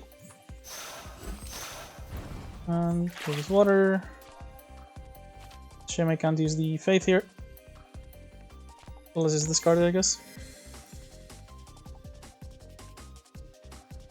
And yeah, not much to do here, honestly. Just pop some damage. And I could draw, but I run out of mana, so just boost our cards for the future. So this turn, I'm gonna have to block quite a bit, and ideally kill the Spirit of Malta. Okay, yeah, with both condensed bubbles here, it should be definitely feasible. Even the Observatory, nice. Okay, so yeah, let's go ahead and Tipsy. Damage on the Astronomy. And this gets the Spirit.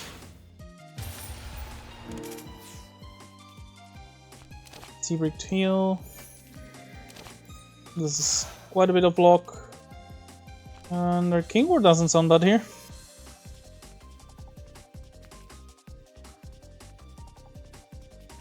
Yeah, Mercury Poisoning is not good enough. So yeah, let's do Arcane Ward. And now that it goes to 5, we can do Astronomy into the bubble.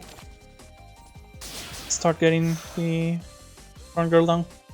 I think we can get Water Elf out as well, but we did draw it late, so didn't get as many chances to actually play it once it was cost reduced.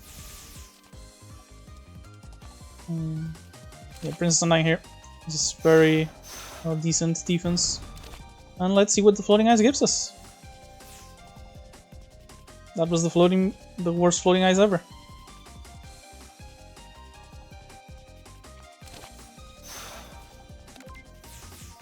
Taking 8 here. Need to get rid of the Drunk Girl ASAP at this point.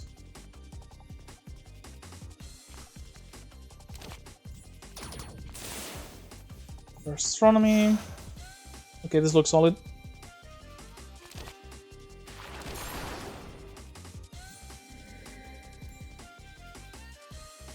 Let's start with concentration. We can spend our green mana. Not like we were going to use it since we didn't have black for Faith anyway.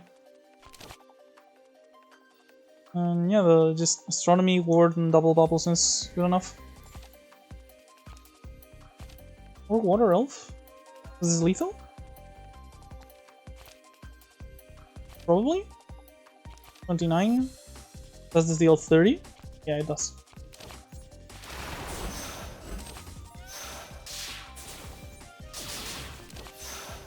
And there we go. Managed to take a little damage. Not interesting, any of these. So what's our upgrade here going to be? I guess Faith? It's either Faith or Concentration, honestly. Yeah, Faith is very good here. And we're going to need it for the Elite and Jujiko. Oh god, Jujiko is going to be brutal, huh? We're really gonna have to raise her hard, because we don't exactly have a ton of HP. Okay, so...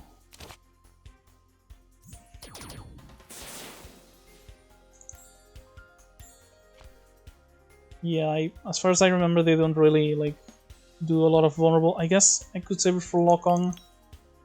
Ah, sure, I'll save it. What am I doing right after, though? Probably just gonna draw first, then. Not because I think I can use this, just mostly because chance of getting some spell boosts.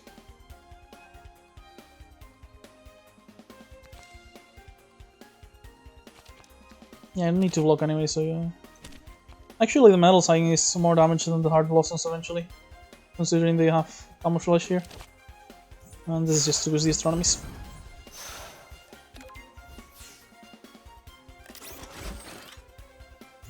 Okay, the scouter isn't starting with an attack. That's definitely good for us. So yeah, let's go Faith here. Probably Arcane Ward after. Okay, so it's either Moon Rabbit or Filthless. I guess if we want to raise for damage, Ring of Hell isn't awful either.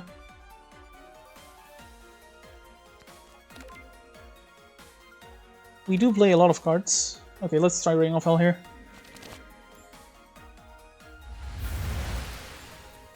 Then we can go ahead and double Astronomy. Yeah, this looks good enough to use the Tipsy. Just Riptide for the weekend. And this already full blocks.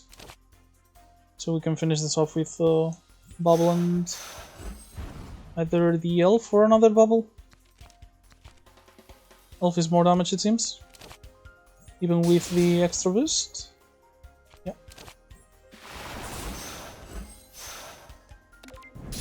And that's 18 from the Ring of Hell. So yeah, getting the kill on the Scouter this turn should be completely viable.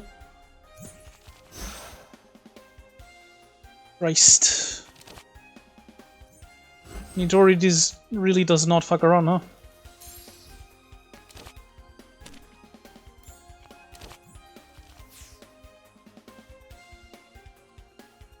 Okay, you really just need to concentrate here, just so I can play the Floating Ice for actual cards.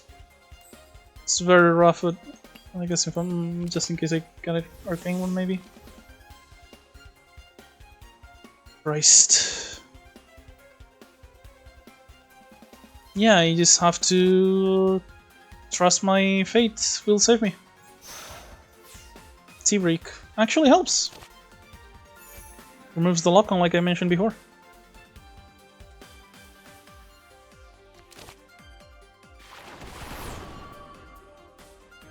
So this is 12, it's 21 HP still. You didn't want to have to do this, but I'm going to spell guard.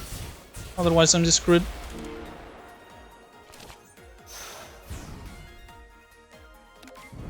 Now I'm taking only 3 damage. Sorry, 5. Barrier.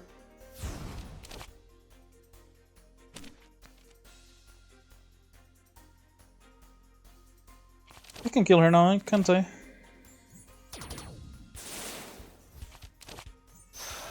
Well, not outright, but oh yeah, the poison does finish her off. Perfect.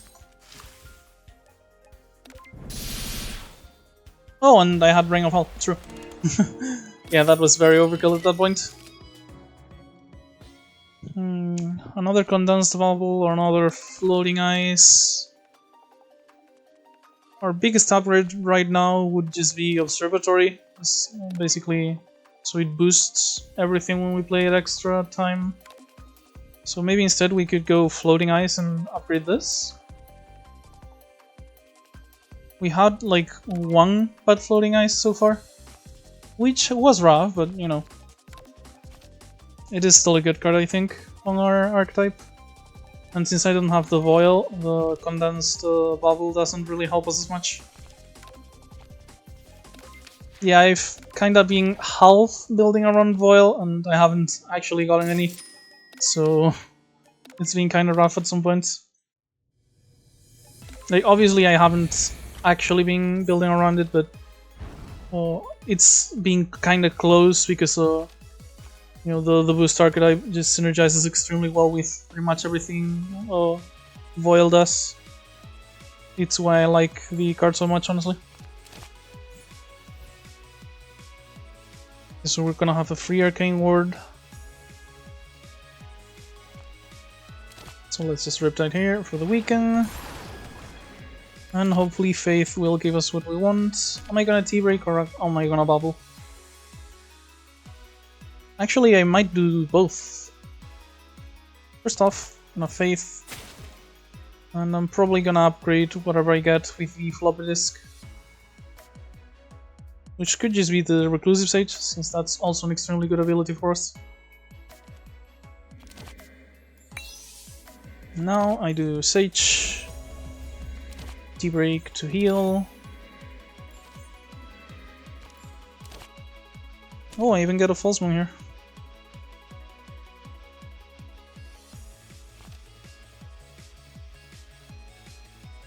I can one-shot the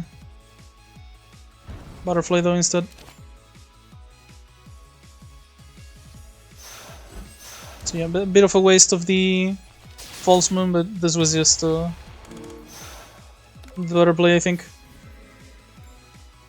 And yeah, the False Moons are really good because 1 mana, we get 2 boosts, and obviously they allow us to mana chain and stuff. So okay, that's a free bubble. So let's just go ahead and Princess here.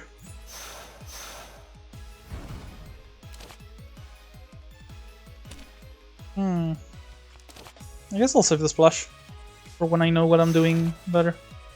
I have a ton of firepower though, so it's a shame I couldn't get more attacks. Didn't even have that many actually.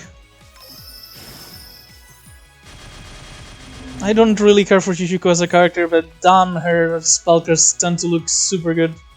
Like even in the non-official anime, the Memories of Phantasm, just looks amazing every time she does any of her things.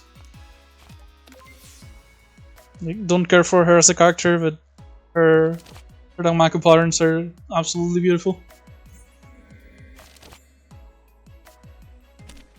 Let's do the full moon first. I do want to start stacking up the astronomies after all.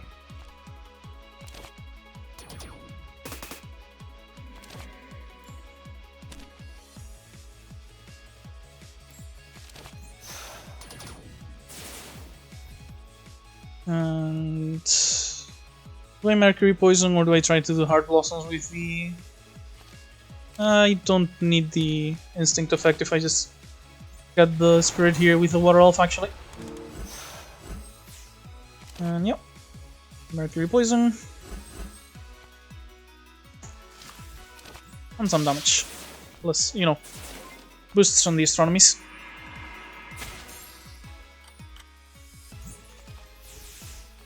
The Freach doing its work. Prevented Frail there. Oof. I guess I'm probably false mooning like 1 on Princess Undyne, just so we have enough there for the rest of the fight basically. Let's start with card draw though.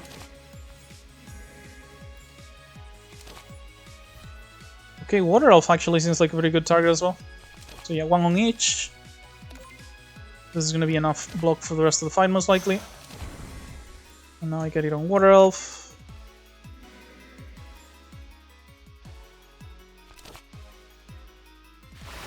Let's make some hand space so I can draw cards. And yeah, Observatory. And just without a little bit more damage. I really need to do concentration the next time I draw it, just pretty much as soon as I see it. Already up to 9 boosts. Okay, so yeah, this isn't likely to get us mana cheating, but no. Same as usual. It was basically just a condensed bubble that gives us an extra boost, so not unhappy about that either.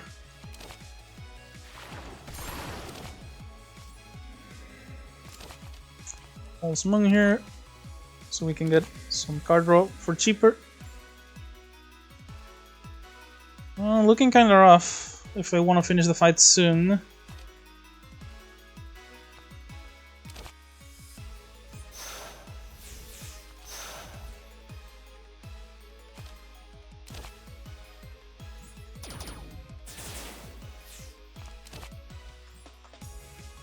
Floating ice into floating ice. And water elf, nice.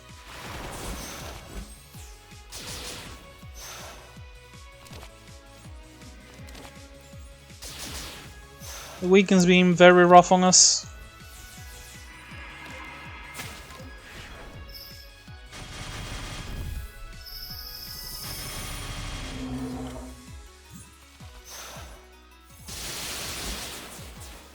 Wood sign popped from all the water elves we were using. That was the effect you saw.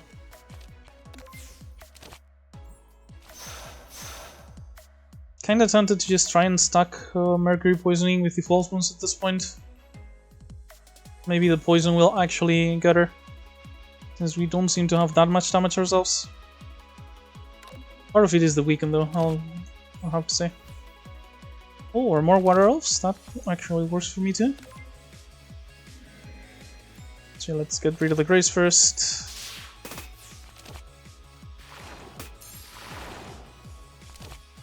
Arcane Word is kinda gonna waste the damage on the summons, but oh well.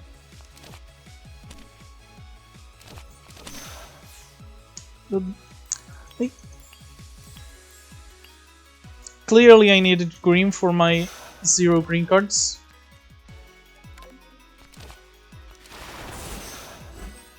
I guess this is the episode where I get mad at the auto tapper. For good reason, but jeez.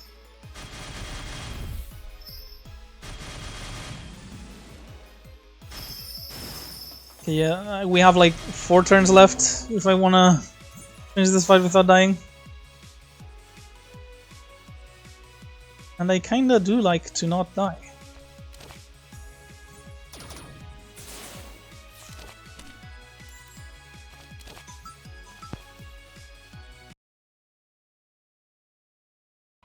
Had to pause there for a second. I had a spam call.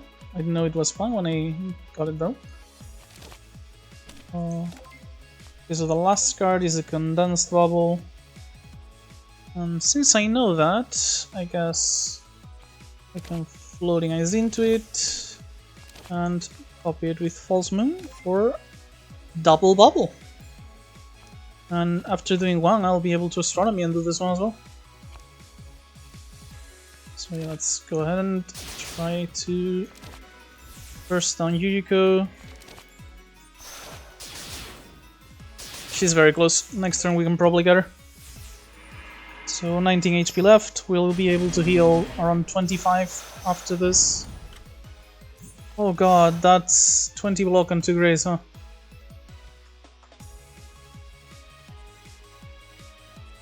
Should I just spellcard her? Okay, first off, let's see what I get off the astronomy here.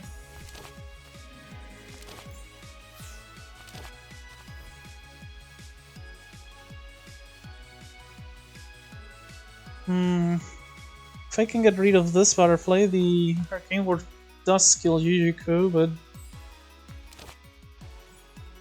yeah, not gonna happen it seems.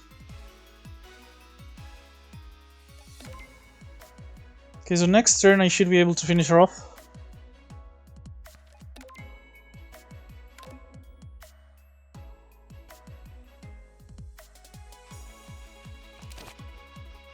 Fine, I guess 9 HP isn't that big a difference.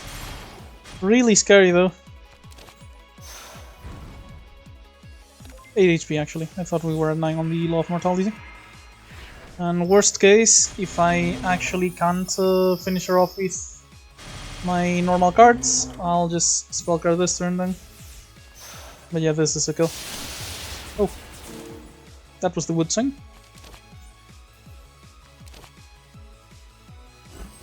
Doesn't really matter, let's just go ahead and copy the water elf. Graced. Graced. Killed. There we go. That was way too close. I really need to find like a natural like Voil or like my own moon. Can't rely on just faith every time. Not that it's a bad exhibit or anything, just so could go for either Bottled Soul or Backdoor here. Really not interested in the Stone of Aja here. Even if the firepower could be decent. I don't want to add any more colors. The backdoor is better just as just for increased that consistency, because I could get rid of like hard blossoms and I don't know, I guess one of the basics. Most of the deck is decent though. Don't really know if I need the removal that badly.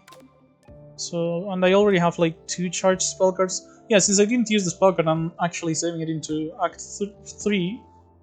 I guess the Bottle Salt is probably the best one here. Shame that we have so little blue mana though.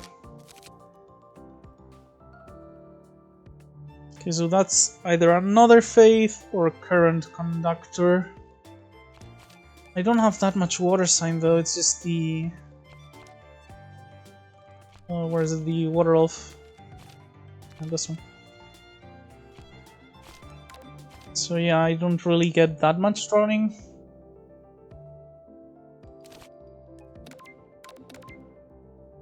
It is the scaling I'm looking for, but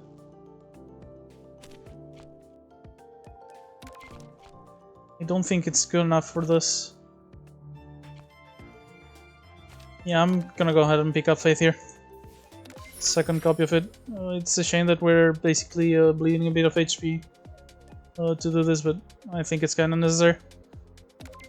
We're gonna probably go to the shop. Money on Guang Guang is a bit more important because we do have the trade here, but I think the shop's quite important as well. So let's open up with Faith here. So do we go Magic or Sentry's Doppelgangers? Right now, Magic of the Mallet doesn't feel like it will actually help me with the situation I'm in, and I need a new hand for that. Hopefully I'll draw the Princess Undying or something. So yeah, I'm gonna go ahead and do Sentries here.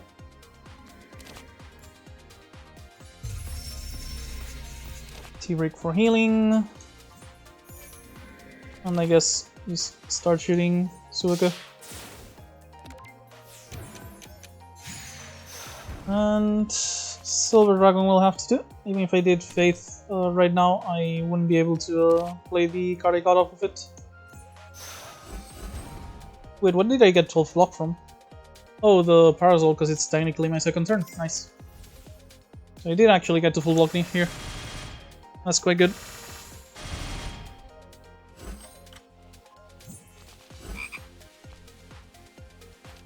Okay, not a big deal. We lost the floating ice. Oh, Princess Undying here is very, very good get off of the other one. Discard the refraction I'm not gonna use. Just pop some damage. Should have started with the observatory with the spell boost. This is what I mean with the sequencing, like you really have to, like it's not super complicated, but you have to pay attention to it pretty much constantly. And I get to just Mercury Sign, Shot, and those give me stacks for the Arcane Ward. And I'll probably Deep Sea next turn. Oh right, forgot about this. I guess water elf? This free water elf? Quite nice.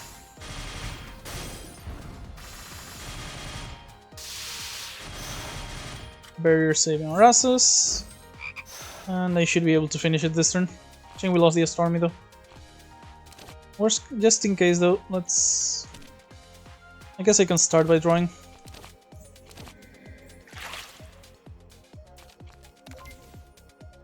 The observatory.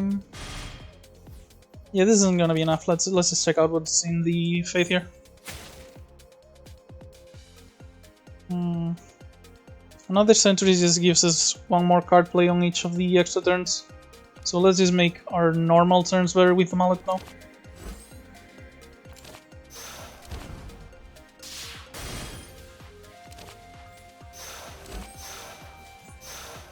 Okay, with this much reflection we're definitely killing the top spirits. And with this cards, I guess... Princess Undying is a ton of barrier, but I don't really need the barrier. Like, Princess Undying would be the most efficient here, but at this point I just want the Tanuki Suwako that rather than to be efficient. So let's just poison her.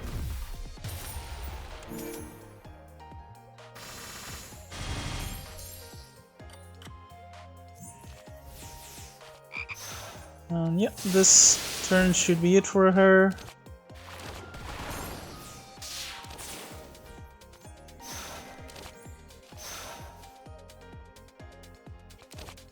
And I'm really missing the Voil. Would have been so good. We actually have quite a decent chunk of boost. Not like a massive one, but pretty nice.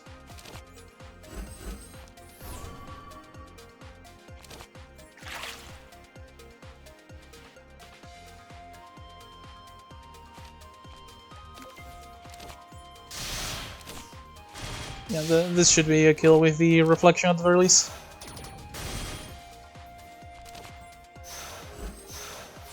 Or actually no, because I didn't have enough blue mana to play the Arcane Ward. Oh, but I do have Water Elf on my extra turn. Nice. The bad thing about Sentry's Doppelgangers not being my main deck is that I forget I have it half the time.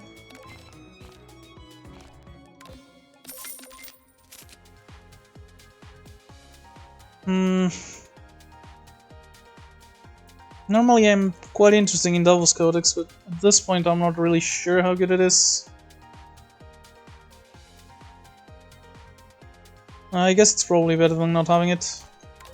Yeah, let's pick it up. Hopefully we'll find a way to upgrade it soon. And yeah, I'm gonna have enough money for the shop. Let's prioritize it. Since I did pick up a Devil's Codex, maybe that's a reason to pick up Misfortune. Seriously though, this would be extremely good for the shop, I feel like. Yeah, let's pop it. And we got Wooden Fish. This is going to be very helpful in the bosses, considering we always seem to arrive there quite hurt. Well, our deck is quite decently defensively, so should be able to protect ourselves from this quite fine. Or just do Embrace the Darkness. Nah, shouldn't be necessary.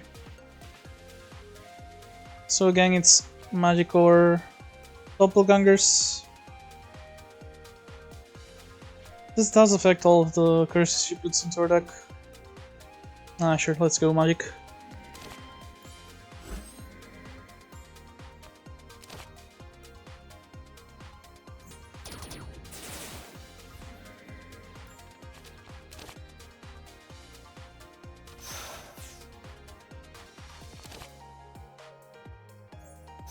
Astronomy here is gonna give me enough mana to do some more blocking. Oh, free floating. Well, the boundary isn't amazing, but it does give us the block we were missing. And we can go to our next turn. Did we actually get super lucky? Yeah, we didn't draw a single love letter when we couldn't play them. That's kinda nice.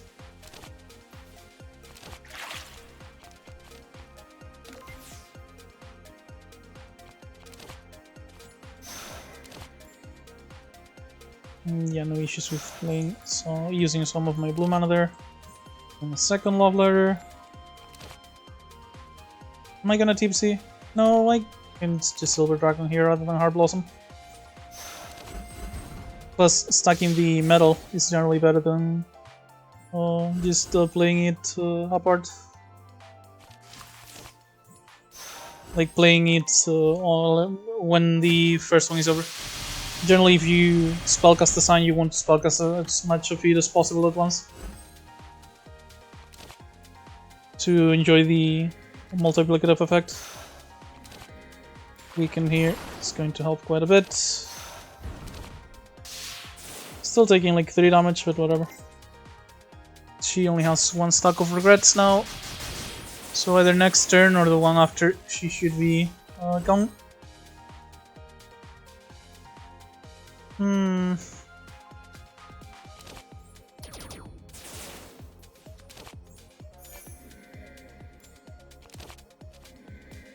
Okay, let's double Codex the Pondry.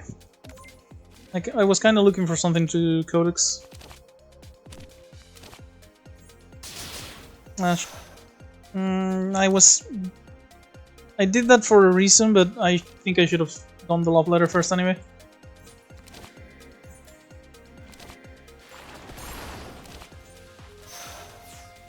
Okay, that's as far as we go.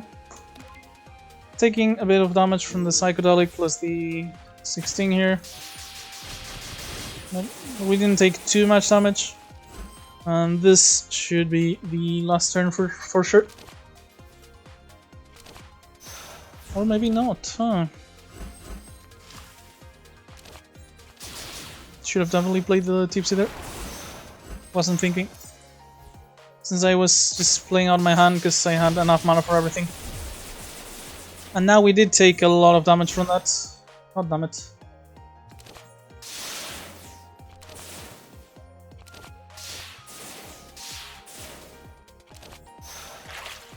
Why did I not play the tipsy at all?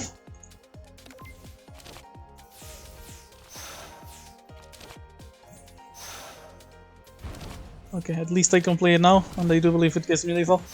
Yep.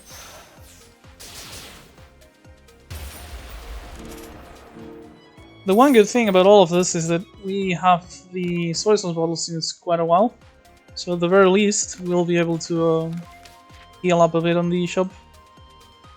So 5 seasons would be amazing if we were actually playing a lot of signs. But between these two, like On Thing Ice here is just very, very good, I think. Like 3 cantrips on our archetype are just going to be quite nuts. And hey, if we upgrade it, we can even draw extra cards off of it. Well, this is a pretty poor shop, isn't it? I'm not really happy about any of these. Maybe Last Stand. But I don't really have like amazing attacks or anything. Like would be like Water Elf, Observatory, and I believe that's about it. Definitely not the Heart Blossoms or the Riptide. I mean, I seen those aren't amazing. Oh, the bubbles could be nice. Still, the shoots have been quite atrocious, so maybe I'll just remove one of the shoots and move on with my life. Or get the cookie. The cookie is a lot of healing. Yeah, let's remove and get the cookie. So is it the shoots or the Heart Blossoms? I've been able to get the instinct on this so little, honestly. And the shoots are at least 1 mana. Yeah, I'm getting rid of this. Do we have any rares? Just the 2 faiths? Yeah, just the 2 faiths. Well, I hope she asks me for the unupgraded one if she offers me a Voil. Because I'm definitely buying this cookie. And I'm not gonna have money for Sumireko's trade. But this is way too much healing not to take at this point. And the end result is... well, She's asking me for the upgraded one, but it doesn't really matter because I didn't want any of these. Come on, did she really have to offer me 2 Cheerno uniques? I'm trying to show off the the modded character and I was just getting more Cheerno cards than Patchouli cards.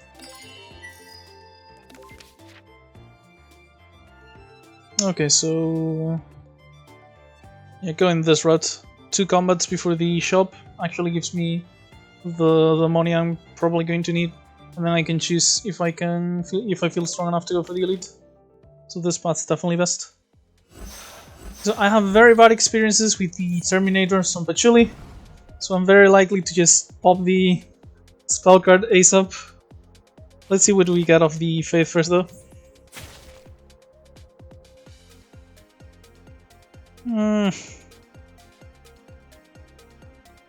It's either Embrace or Filthless. Embrace mostly because I do think I can finish this fight off quite quickly. If all my cards are reduced. Like, a lot of my cards are already won. If it wasn't upgraded Embrace the Darkness, that would have been something. But base Embrace the Darkness, that just does not seem worth using here. Shapeshift doesn't really help at the current moment. I guess it's just Filthless, huh? Kinda disappointing that this is the best I can do right now.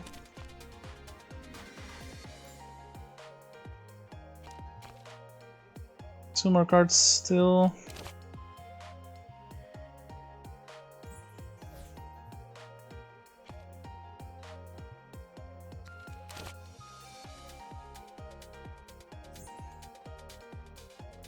Not gonna be able to play the Observatory regardless. And I believe I'm quite fucked. Because this costs 0 anyway. Why does this cost 0?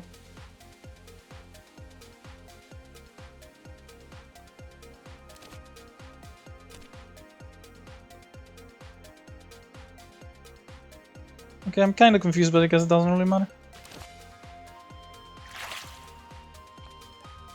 Oh, because I got it off the floating ice earlier. Yeah.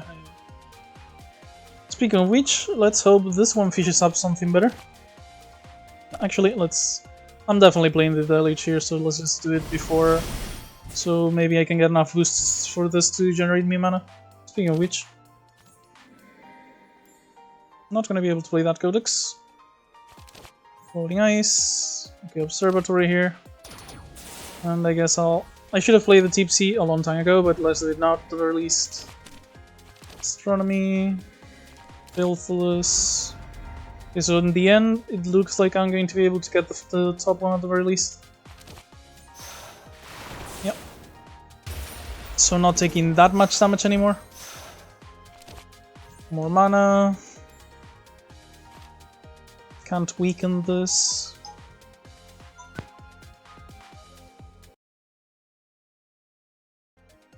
Another cut. Getting a ton of spam call today, apparently. What was I? Yeah, Foundry here. And Condensed Bubble, I guess? Yeah, much more damage with off the bubble than the poisoning here.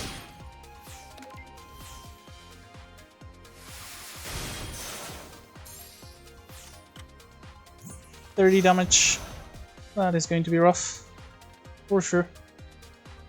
Should I even check the Faith here? Or just draw?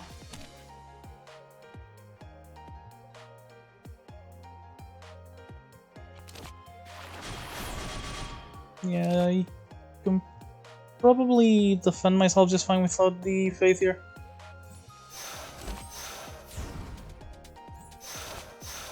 And the block from the concentration.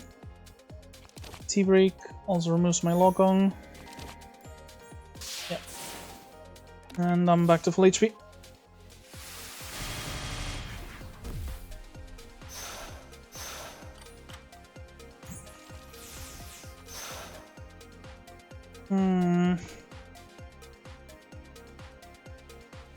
Let's start with some card draw.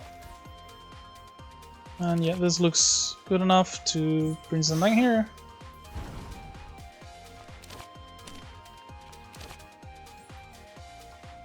Yeah, I'm gonna pick that up because I don't want it to be the bottom card on the deck with the floating ice. King was okay, I guess. Might actually give me the kill on Terminator. Yeah, let's just shoot this. And then bubble into ward. Not good enough actually. My bad. Close though. Yeah, this turn shouldn't be a big issue. Getting rid of it. Oh, that's a free Devil's Codex. Thank you, Filthless World.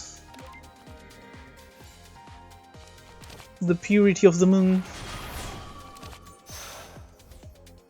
I don't think I need to sacrifice the HP for the Faith of the Native God.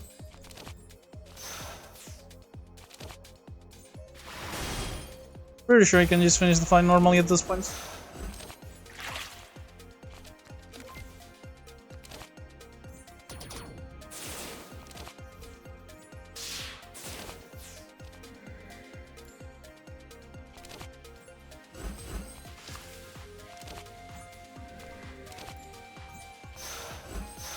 This is not quite enough, sadly. Even if I were to play like these cards for the extra spell boosts. I keep calling it spell boost when it's just boost. The mechanic reminds me a lot of mechanicking Shadowverse, which is another card game. And it was called spell boost there. That's the mechanic it reminds me of. So sometimes it just slips out.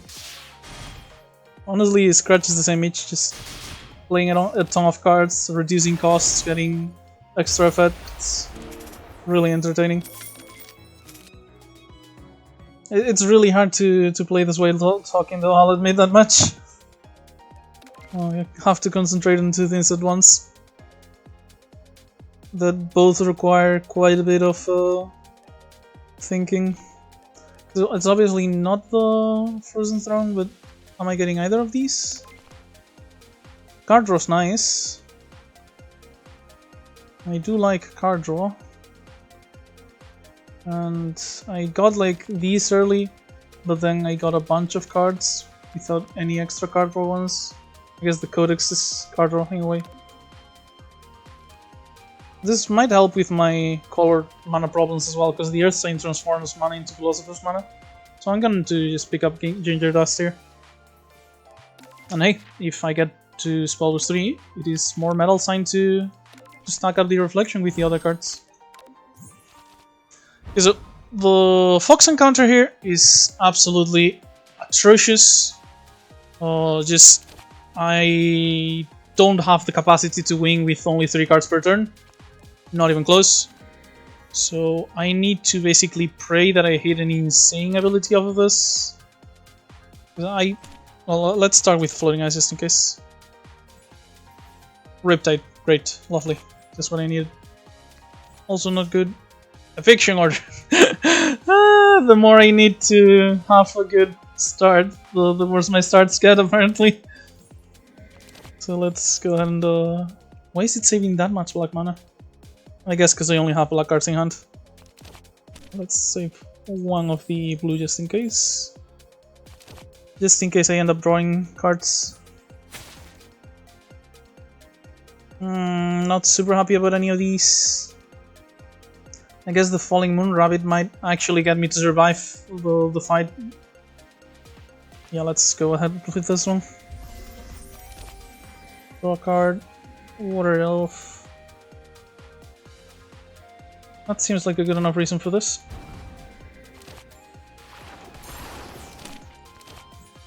Silver Dragon, Boundary, and 32 damage on the Fox.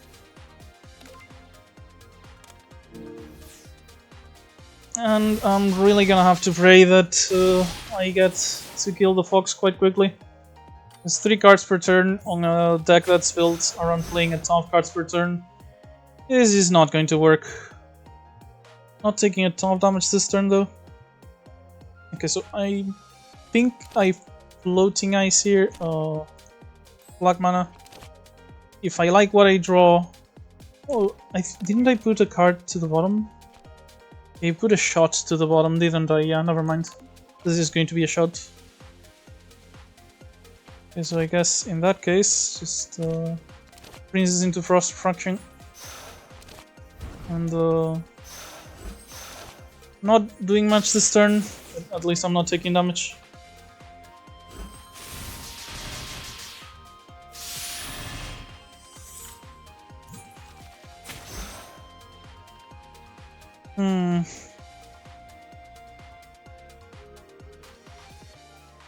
Yeah, this is just absolutely brutal for me. And I barely have damage here either. Just playing 3 cards per turn is not good enough for me.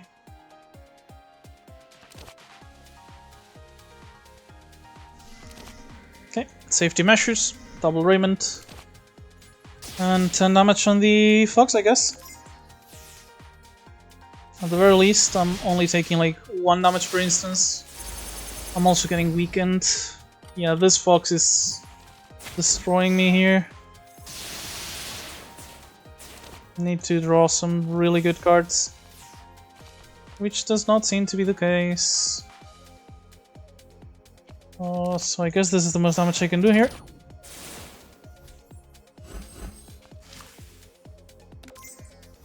And that was my last turn of Flawless. So 17 damage on the Fox. Sounds possible. Hopefully it is. Yeah, Water Elf here just does it. But so I can be mana efficient. Okay, Riptide into Bubble also does it. And that lets me keep playing the turn with the reduced mana costs at this point.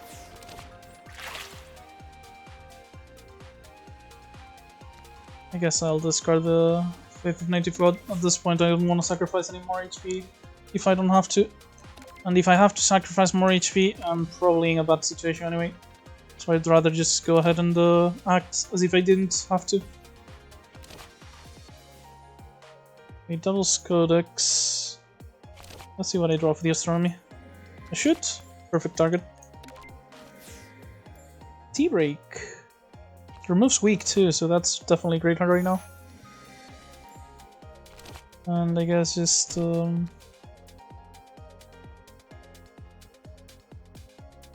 if I kill this, I'm taking 8 extra poison damage.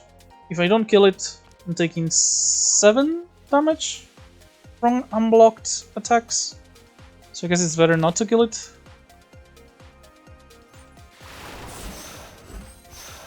Which means that I have to separate both of my attacks. And play the Silver Dragon. Oh, I guess I should have played the Silver Dragon first. I'm taking less damage than I thought though, since I got some block from the Water Grimoire actually. So that was kinda nice. Let's go ahead and change your dust here. Mostly because I need actually damaging cards and I don't have any right now.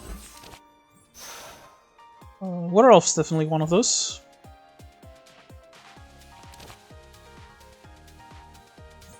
This is kind of awful though, in that I don't have... I have Reflection actually. So if I do Mercury Poisoning here, the Reflection is gonna kill the top doll. And... yeah, this is good enough. And the Water Elf is gonna kill the bottom one. Nice. And I'm not taking poison damage, because she dies on her turn, not on mine. Okay, not the worst thing ever, considering how that started. Elemental Harvester doesn't seem bad. Would have been much better if I had, you know, a Voil to make it so it also draws a card on top of giving me mana. I did get a few hard rock cards though, so maybe I'll just pick it up. Yeah, let's go.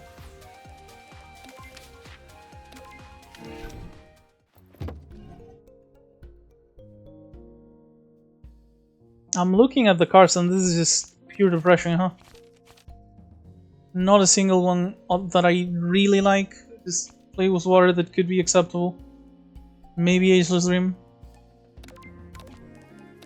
Would I remove anything right now? I guess a shot. Or I could upgrade the codex actually. Codex are on thing nice. Those seem like decent upgrades. Yeah, let's upgrade the codex. If I'm not that worried about removals anymore, then just upgrades could be the solution.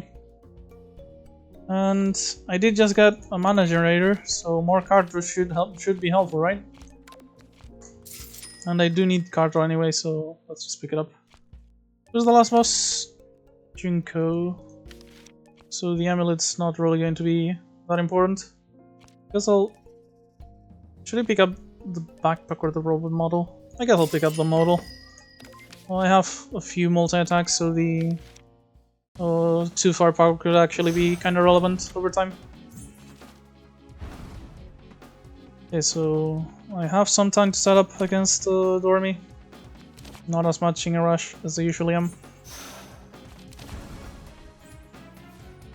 Amazing, I got a shit. Which is not like the worst thing ever when I'm just paying 1 for the floating ice.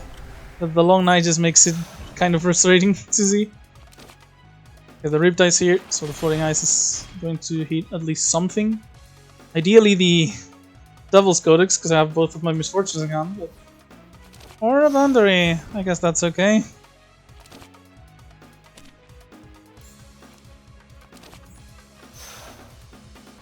Okay, I guess this is just faith. Should I get Filthless here? Seems like the best one on these. Yeah.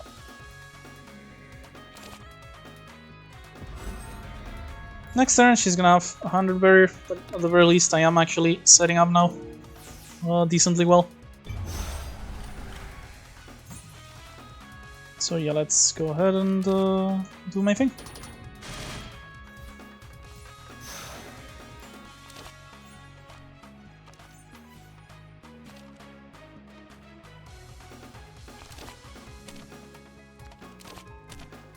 That's tipsy. I'm going all in this turn. Pretty much no matter what. Oh, the poison is actually huge here, because it's gonna wake her up no matter what. So I can just do this, and now I know I'll wake her up. I don't have to worry about it. Second Faith. I guess Prism Concerto. Seems like the better one among these. Do I have any decent ways to exile? This is just the Devil's Codex. Yeah, it's just the Codex. Not really much of much for exiling. I guess the Straw Missiles will work. Oh, and I have a Splashing Hand. Maybe it's the Rainbow Market? Nah, let's do Concerto. It also gives me 3 mana right now, so...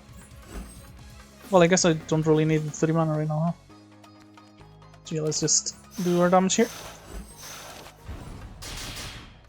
Like, it's not like I'm going to retain the Harvester like I am the Splash, but...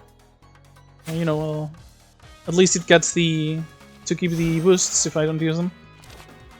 Definitely getting rid of the boundary here. Speaking of which, immediately rewarded. That's great. Use my mana and just draw more cards.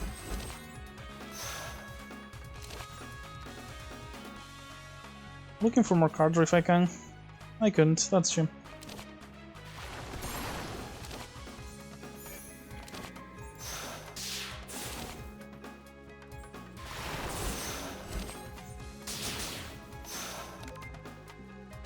Okay, so yeah, mana isn't my problem right now, it's card draw. And I thought I had plenty of card draw, so...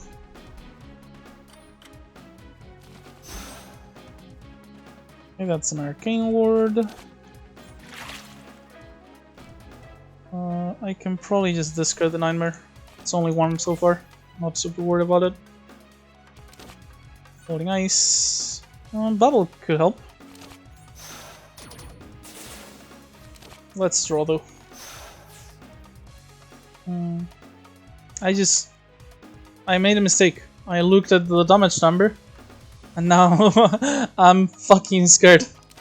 Holy 60 damage.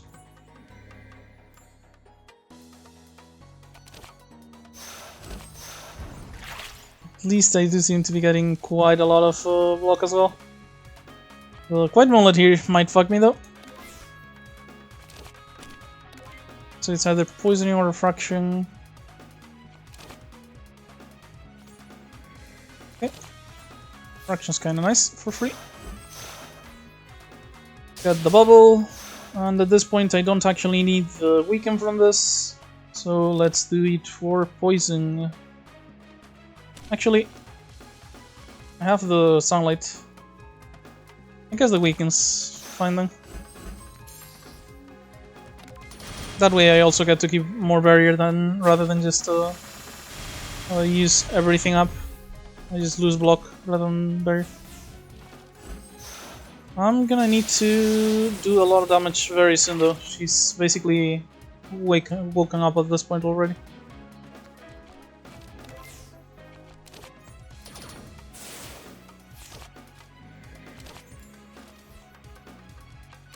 Okay, that gets rid of one of the nightmares, which is very good.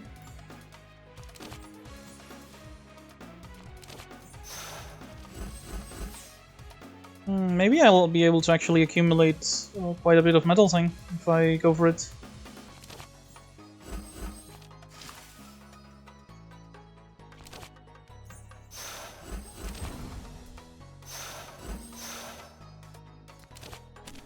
And just yeah, just drop my damage with the bubbles last in order to get them as much boost as possible. She's waking up and I'm going to die. Okay, so once she's at the border of dreams, beating her is insanely hard. So let's hope I've set up quite hard enough, because otherwise I'm just outright screwed. Okay, so the floating ice right now has very poor targets. Yeah, let's just it's on the bottom, and then I can just floating ice it. And now I have a recently shuffled hand, so this could get me something good. Hopefully it will. Codex, nice. The Nightmare's not that bad. Let's do the eviction. Riptide will help a lot with the weaken, keep accumulating more metal.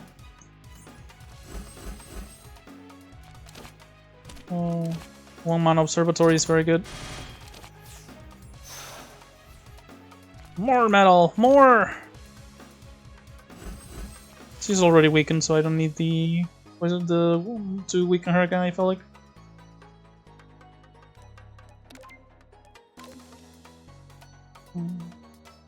So after these I can astronomy just fine for some mana if I need to. So yeah, I kinda wanna do the condensed bubble. Oh, the harvester here is very good.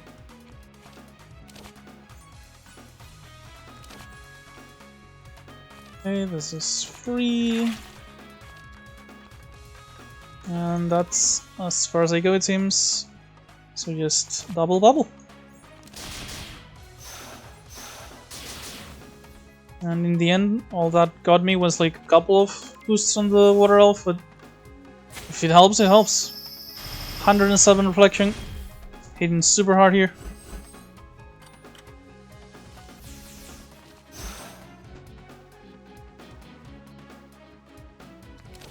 And this is Jomu so far. So the thing is, Jomu is going to take, yeah, reflection is useful at this point, because Jomu is going to take the reflection. So I need to deal 80 damage to Doremi on my own. Also, I need to get rid of one of the nightmares if I don't win this turn. Otherwise, I'm going to just automatically die.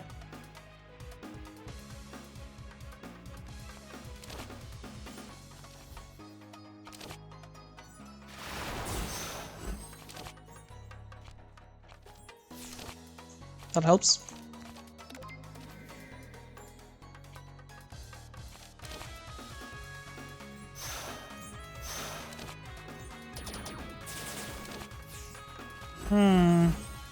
Riptide here. Mercury poisoning almost does it. Let's draw though. Let's see if I can get something that finishes it off. We have targets here. These all seem good enough with floating ice. Okay, that's a little block. And this should be enough. Yeah. More poison. And bubble. Leaves round 4, which is good enough to kill. That was cutting it way too fucking close, honestly. And yet I didn't even have to use the spell card. Surprising. Not interested in any of these. Yeah, the more I keep playing, the more I regret the Chirno exhibit pick. Have we even had, like... Yeah, we've seen no green Patchouli cards, which she does have for reference. All the green cards I've seen were Chirnos or the Faiths.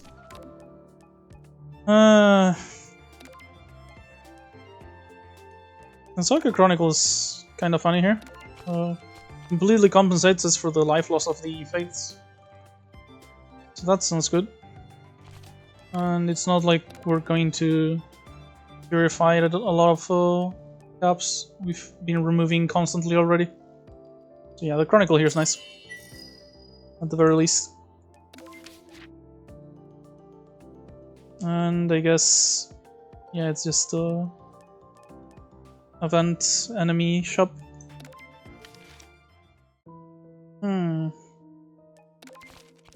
I mean, if we were upgrading and not removing at this point, because at this point it felt like upgrades were better than removals. The having Kagaza here upgrade 2 of our cards, and then we can just remove one, like the curse on the shop. Sounds like that's the best option we can have. Yeah. Thanks, Kagaza. So I'm guessing it's the Faith, so we have better shots at all the good abilities. And Daunting Eyes for more card draw. And the thing is, with 2 Faiths of the Native God, Magic of the Mallet is actually decently likely.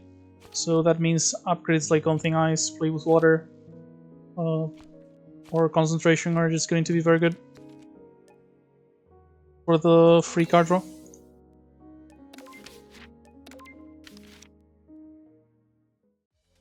Okay, at this point the double Tanuki combat shouldn't be too bad.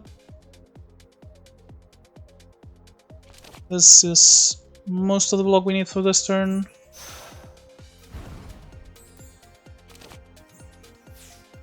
We got a Riptide. Kind of, like, I know that's a risk I accepted when I put this into the deck. But I seem to be getting the Riptide way too much. Then again, confirmation bias is a hell of a drug.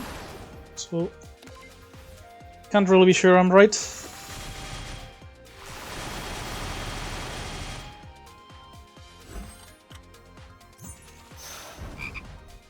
Lost the Tipsy, not too big of an issue. So let's start with this. I should have started with the Observatory actually rather than the Splash. Because that would have been one more boost to the Astronomy I generated. More card draw until I find the cards I'm looking for, I guess. Water Elf.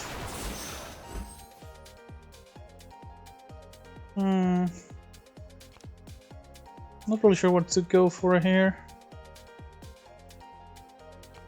I guess just stacking metal could be helpful to get the spirit out without really having to try to. And I wanted to get the astronomy up anyway. Floating ice has really high chances of being good here.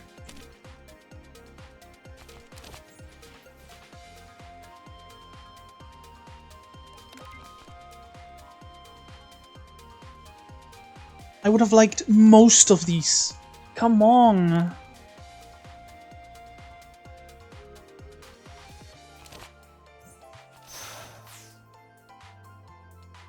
And at this point, I can't even play the Faith.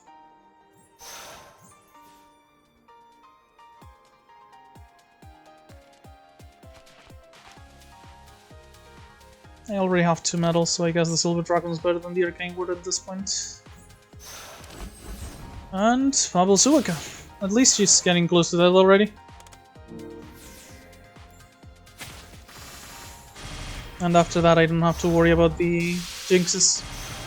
Without her in the way, the rest of the fight is generally quite easy. But let's open with faith.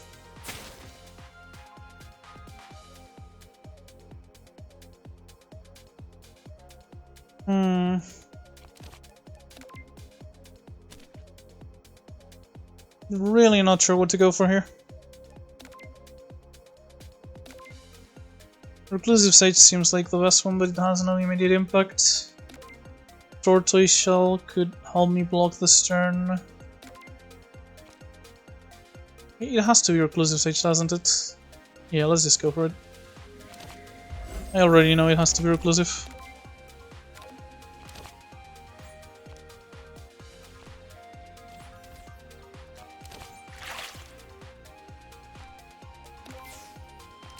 That was Codex on the order. Actually mana positive thanks to the occult.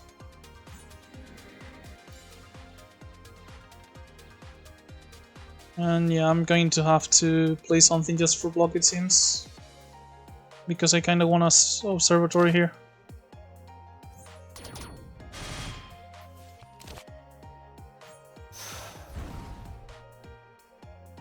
So 24, 42. That is a lot of damage. The spellcard doesn't even do it though, now that I think of it. Huh.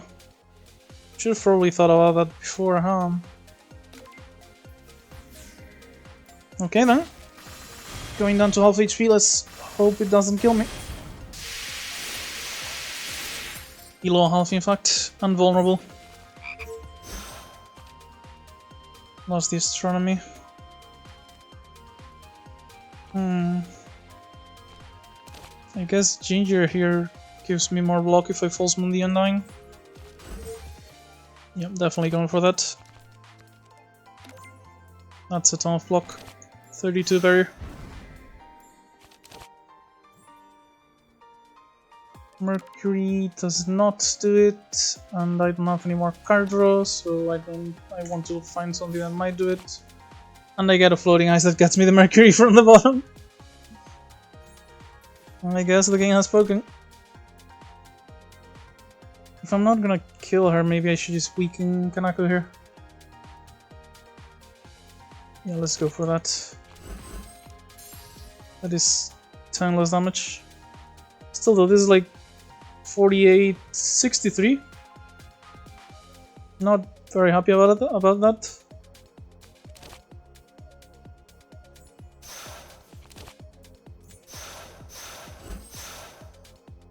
Does seem like I'll be able to block all of it though. Should I just delete here? Yeah, I'm just gonna delete. Maybe I should have opened with that. But like, I've looked at all the enemies.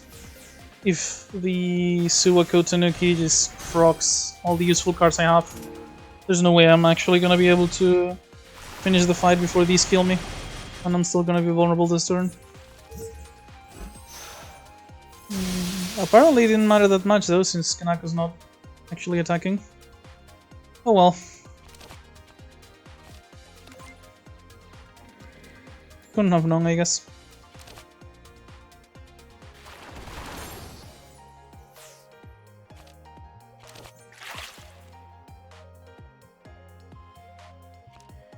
Okay, so the Faith here is really good. And Doppelganger.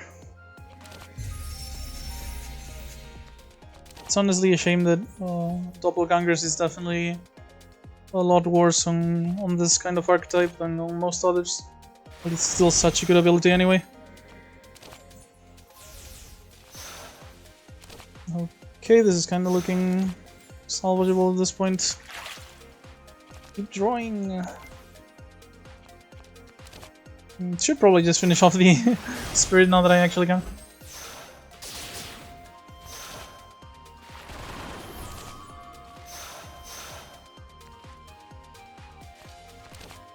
Let's see if I can get enough boost on the harvester. I can't. Yeah, no shot. Let's get the boundary out of here though, just in case. Nope, not gonna happen. What did I put to the bottom? I feel like it might have been the silver dragon, but I can't remember for sure, so I'm just gonna play the bubble here, because I want the damage. Okay, finally, not gonna be weakened or vulnerable next turn.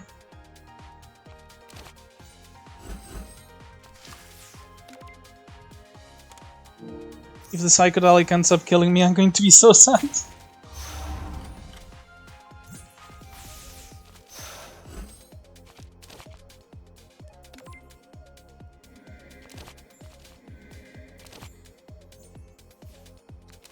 Okay, that's nice. Harvester gets me the mana here. And I have enough luck to just pop everything on Kaneko.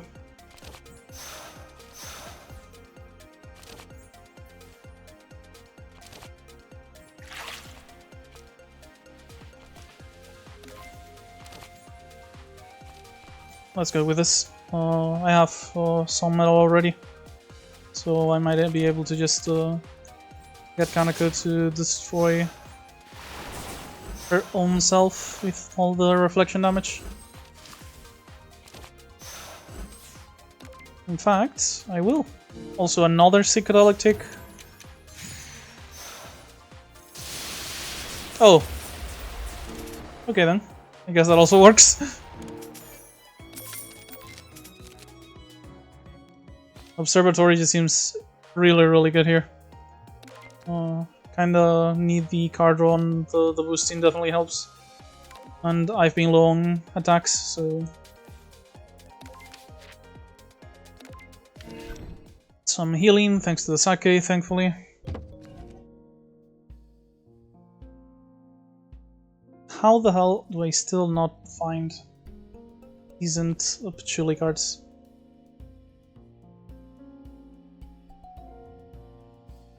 God damn it. So, is the intelligence worth using here? I have... It's very good with water as far as I know, because it's basically double. Could be helpful with the metal, and I'm doing a lot of reflection damage off of it already, so...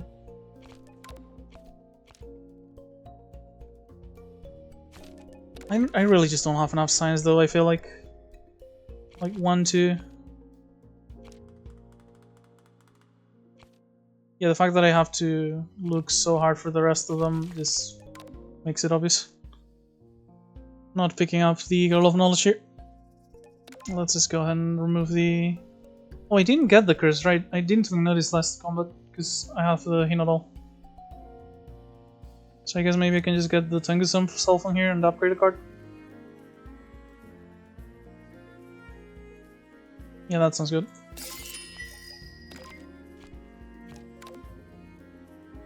I was thinking if I could upgrade this after buying it, maybe that would be it. The Fever also doesn't seem like the worst thing ever, but... The thing is, I want this for the situations I need to actually stall. But I'm mediocre at stalling, so it's not even worth it. I'd rather just stack metal signs if I do this. One more card. Just 0. Right, I could do the card draw upgrades for the... just in case I get the Mallet, like I mentioned. And if I'm going to do that, Concentration is the best one, since it also works with the Mallet, but it's also just good on its own. So let's upgrade Concentration here. No money for the tools, right? Yeah. Okay, let's hope this is good enough, because the run has stalled quite hard on Act 3, since I built around an archetype and I didn't get the cards I wanted for the archetype. And half of the cards I saw were Shirno cards I didn't want. I do definitely have a ton of cards now though.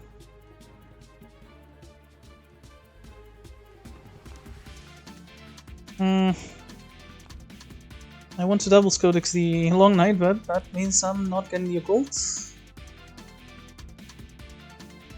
But using a card that costs... I guess I could use... Princess. Well, that doesn't cost a card though. Whatever. Less is tipsy. So I can get rid of it already. Of the Long Night, I mean. Okay, Princess Undying here. I can recover a lot of my mana for the other Faith of the Native Gods anyway. And it's not like I can play both of them on the same turn because I only have one green. So yeah, let's go with Princess. Do a Cold first. I think the blue mana's... Okay, no, the blue mana's more valuable, but I can turn black into blue from the floating ice anyway. Mallet? No Mallet. Center Cities.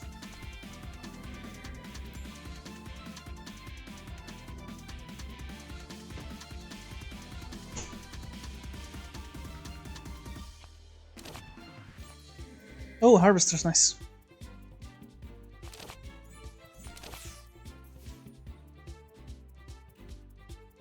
Wait, what happened? Oh, that was floating ice. I thought it was the... Like, look at the top card, decided you're right. That's why I was surprised. Right, and I also said I could turn black mana into blue with this. Yeah, not likely. I was thinking of something nice. Thought that was embarrassing.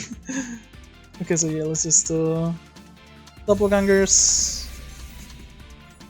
Bubble Bubble on Reimu. Hopefully I'll get a big card here. I did. Is it Water Elf or Observatory though? Probably Observatory. The Astronomy is likely to be more useful than the Water Elf. I mean the Science.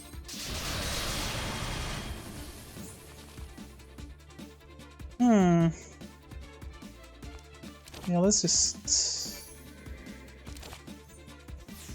Boundary's not great. Astronomy...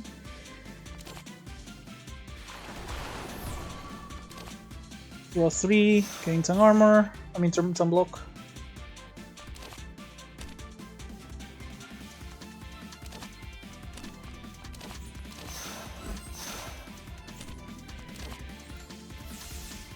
More block. And at this... okay, I can play with water still.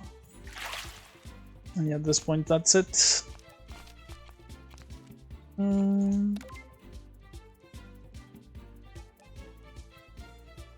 Yeah, the Psychedelic's going to take like 12 HP to actually give me a new spell card. Really don't want to make that sacrifice. And yeah, at this point I can just go ahead and Arcane Ward and Mercury, I guess? Yeah, let's go with it.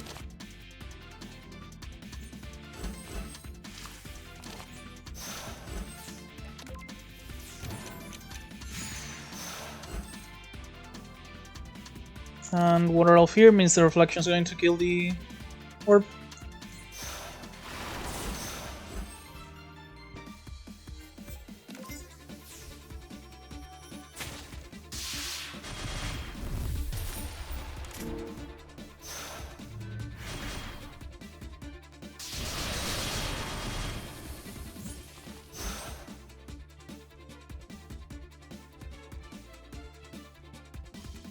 Okay then, let's start by going for the orb here. Oh, that's way too much mana though. I don't want to spend all my blue.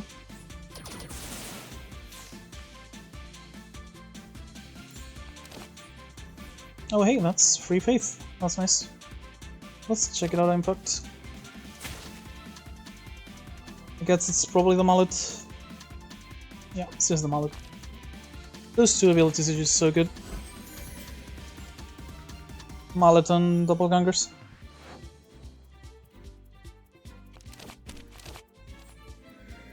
More Ardroid is definitely nice when I'm trying to do Mallet. The orb. I should have started with Observatory. I kind of wasted some stacks here. Get this to 5. I probably have enough luck. Yeah, I have plenty of luck.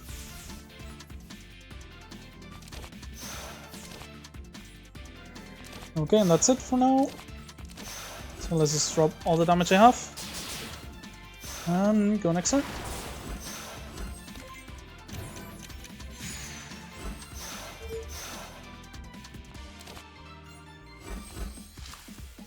Some more metal.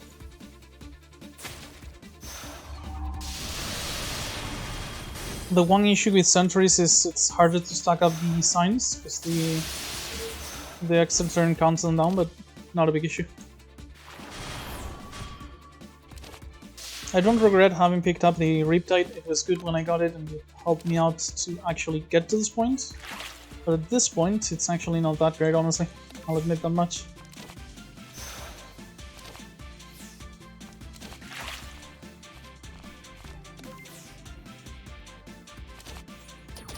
Get the Astronomy. Rid of the basic. Oh, more Astronomy. Harvester's up.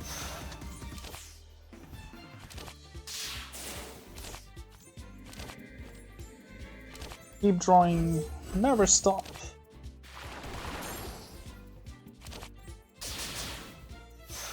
I just love playing two really young cards a turn. That's why I like these kind of archetypes so much.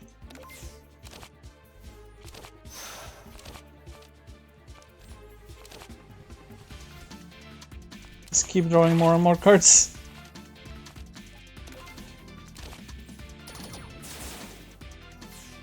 And okay, so that's Rainbow down for sure. I just have to worry about Ikishiki.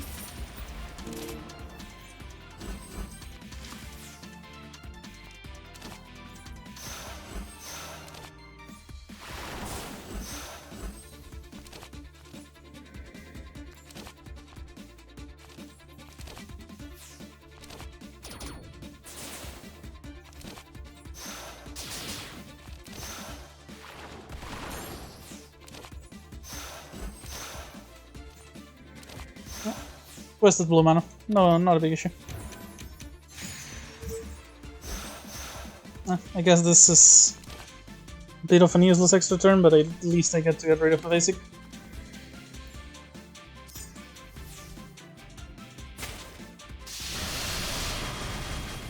And Eiki just stands no chance at this point. And we even get to get rid of the Psychedelic.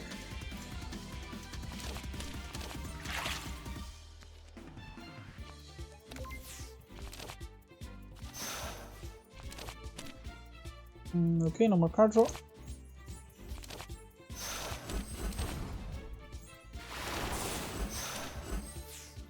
And this is lethal.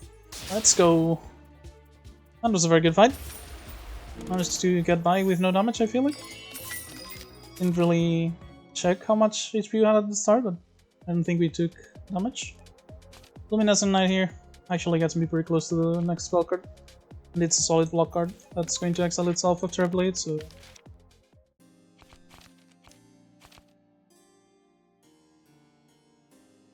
Well, if I'm relying on the Mallet, I guess the play with water to the next one, huh? Yeah, let's just go for it. Really hope I get the Mallet. Very useful against Junko. Just have to be able to spend... well, I guess not that important, because she doesn't really remove my mana, just makes it colorless, you know.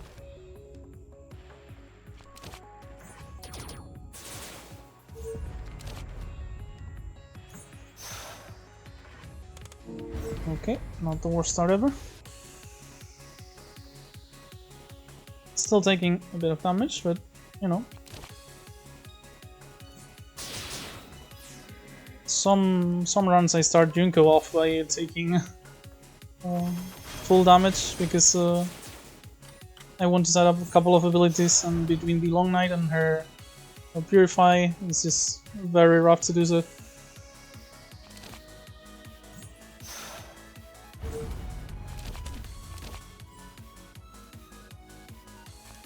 The Codex here should be fine because I'm gonna generate a blue, and she's going to take away the one I have the most of, which should be blue. Yeah. A bead of the boundary here. Splash into Harvester just to have more mana. And I guess I have to actually spend this blue.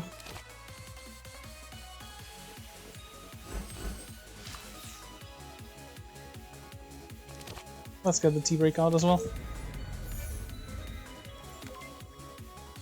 Lots of mana wasted, sadly.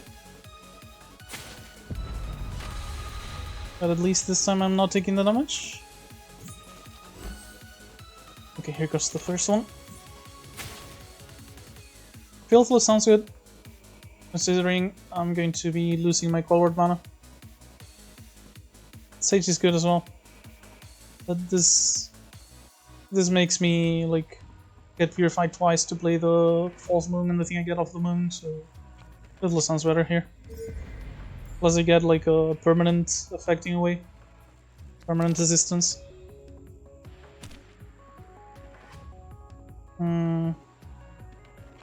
So these shouldn't really lose me mana. They're gonna be kinda wasted, but that's pretty much no matter what I do at this point, so now I get to... Yeah, no, nothing new, I guess, in the end. So that's Filthless. Take with water just to see if I get something useful. Oh, Riptide is okay, actually. And get rid of one of the Lunacies. Yeah, the Riptide was actually quite nice. I'm gonna have to draw a lot though. I wanna get back to the other Faith, though having the curses now in the deck is about to shuffle. It's going to be brutal. Oh, you have got to be kidding me. I drew both of them instantly? Just get rid of my entire mana pool? Really just not having a good day, huh?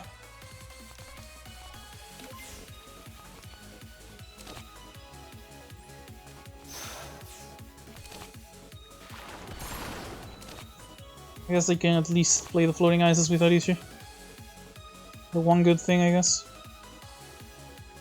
Yeah, and the Harvester is not actually helping here. Okay.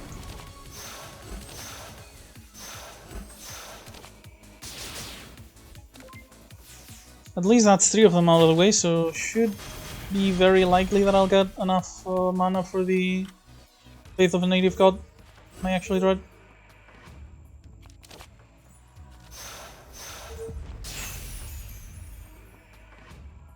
Which is not going to be soon, sadly.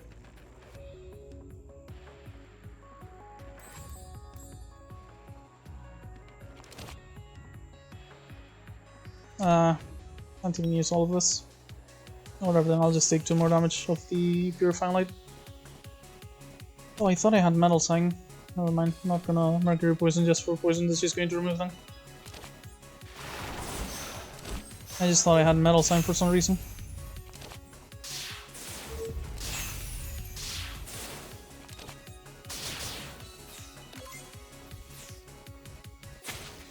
Well, mostly the reason is that I often have it, but you know what I mean, I hope.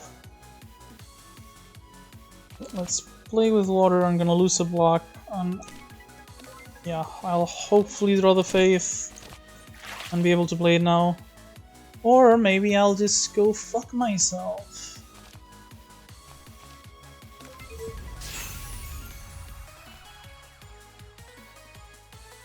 If I do this, I'm gonna lose blue, which means it's going to be impossible at that point. Okay, guess I'm just not doing it this turn. At least it's guaranteed next turn. And because green is above these two, doesn't matter if I do Silver Dragon or Observatory first, there's no way I can do both. Because if it doesn't get the blue, it's gonna get the black. Great. So I guess I'll do the Dragon.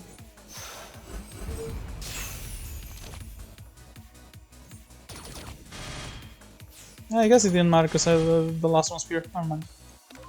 Don't know what I was thinking there.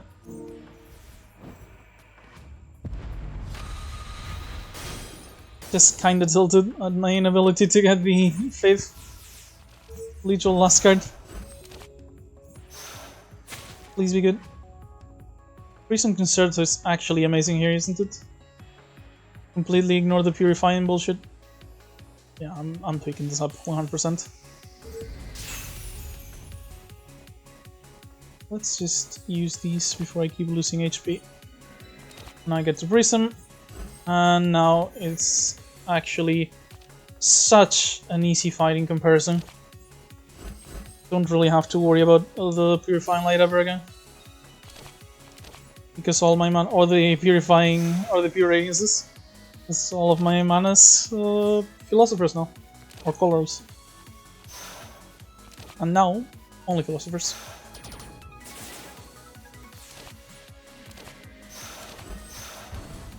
Okay. At this point, the fight should be won, hopefully.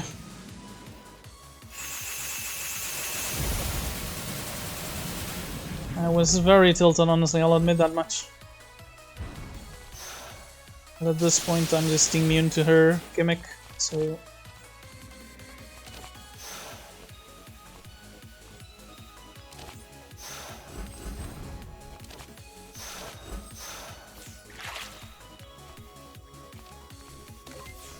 Only one lunacy, that's fine then. I should have started with Dipsy, I believe, but better late than never. Harvester's just so good as well now.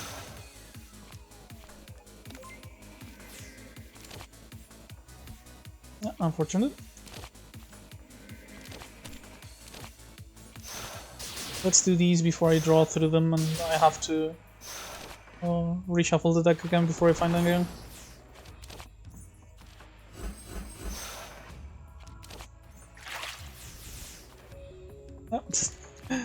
I kinda screwed myself on that one. Definitely my fault. Can't really complain about it. I did exactly what I mentioned, except I then proceeded to ignore what I had to do immediately after. Ah, nice concentration. Observatory. The Unthing Ice has been absolutely great too. It's basically drawing me 2 cards per time, each time I get it.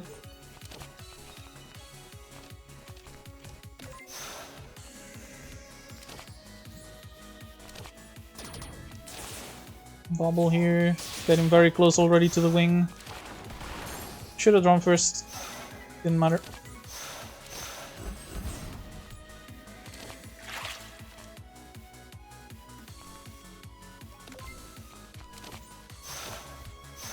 Okay, next time she attacks me, she'll be almost dead, and I might be able to actually kill her on my turn, regardless. God, that Prison Concerto was just absolutely necessary there, and it came at the perfect time.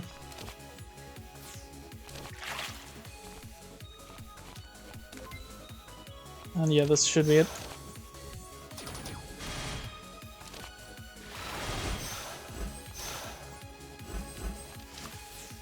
If only because of the amount of medals I'm gaining. 53. Or reflection here. That's a kill.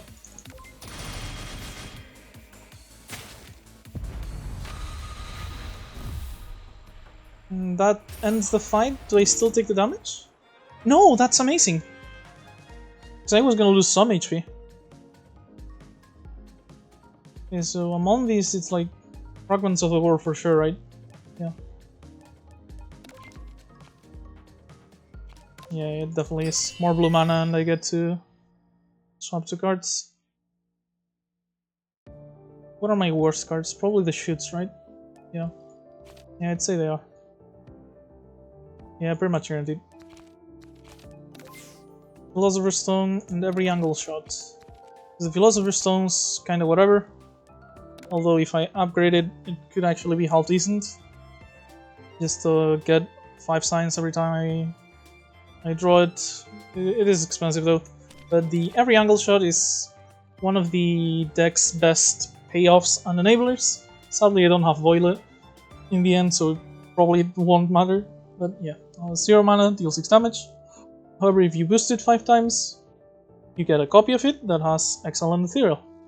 And if you boost that copy 5 times, you get another, and another, and yeah, basically the idea is this is both a payoff for boost, because it gets you extra damage, and also an enabler, because every single copy is just yet another spell you can cast to... yet another card you can play to boost your other cards. Is a spell creation best friend Lost in Paradise. Spell creation in that at all. You get 4 effects.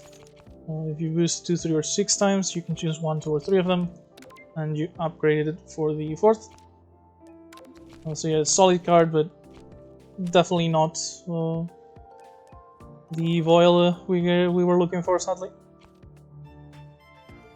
And honestly, I'm thinking maybe I Lost in Paradise is so I can copy Faiths, maybe. Yeah, that sounds like the better option.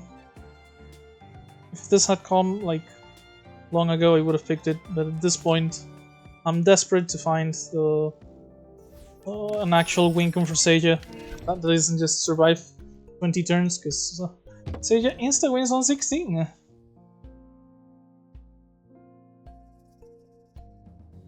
The cards and shops have just been so atrocious.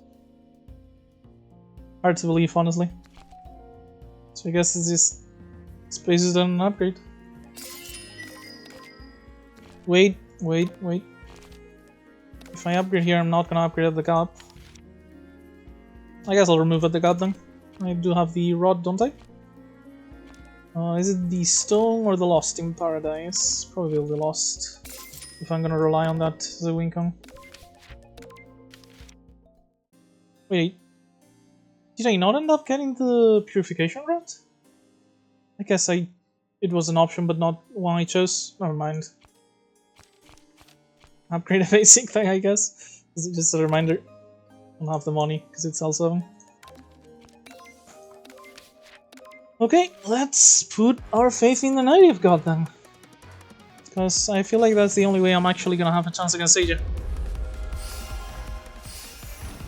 And we're losing our exhibits next turn. So I spent 300 for nothing right now. Okay, we got both faiths here. Not that it matters since we can only use one of them. But Mallet it is.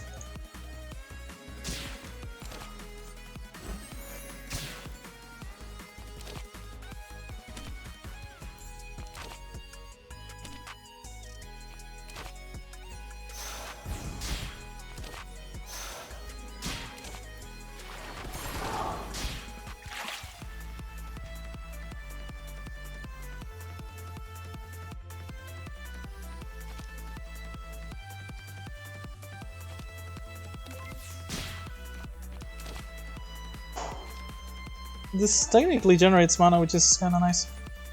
And this is gonna be a lot of barrier.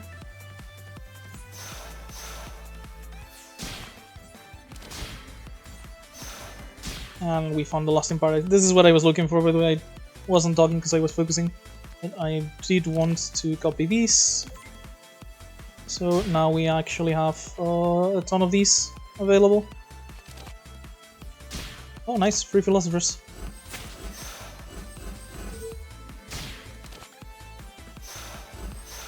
Okay, that'll have to do for now. And eventually we'll hopefully get back to them and be able to use them. The weaken also means we actually had enough block. So all around solid.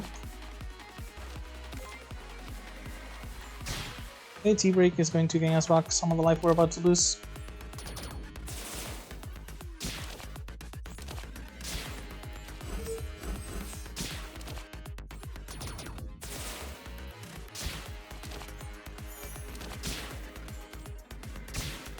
Oh no, please, I need the block.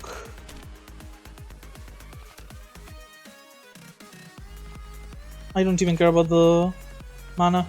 This isn't a block card, I need to just play nothing so I don't instantly die. So,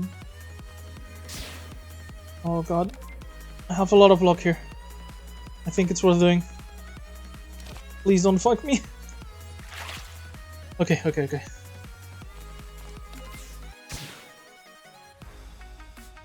Yeah, let's just... I guess if the sword chips away my block or my HP, it doesn't really change anything in this case. So let's start with this. Weaken is going to be amazing.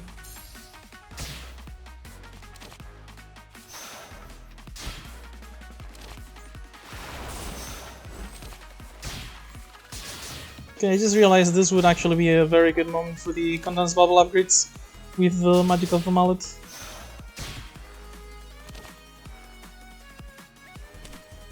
Should I miss out on block or mana? Or not? Or no, actually.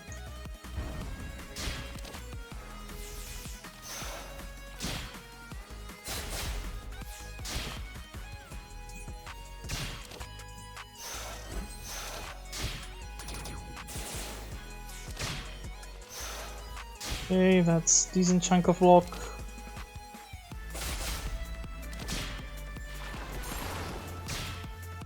And I feel like this is where I stop.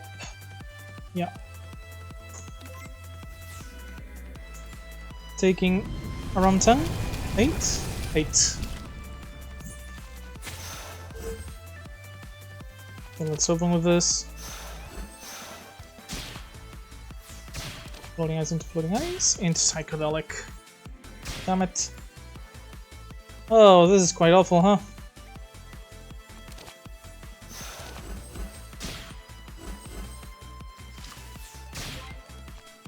There's way too many good cards in here. I'm actually gonna spell card just so we can draw one. Absolutely worth it.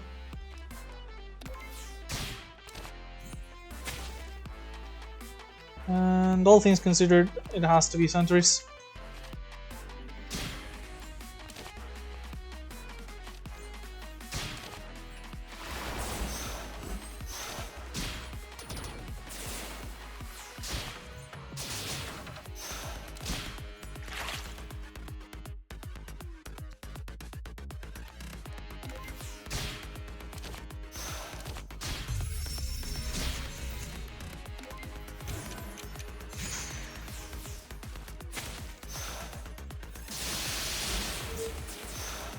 The best thing here about the Center's Doppelgangers is it's going to help a lot with our blocking needs, honestly. Not that we need to block right now, just in general.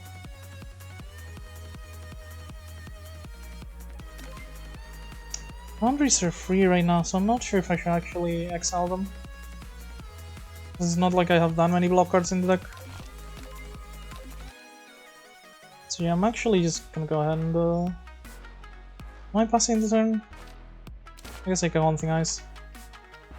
Yeah, leave this on the bottom. Make sure I have it in the deck.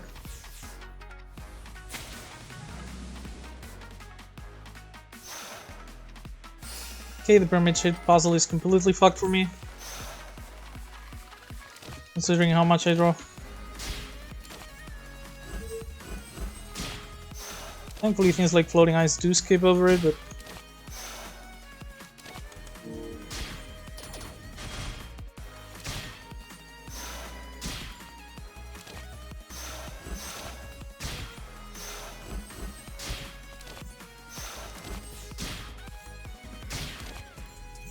and that's it.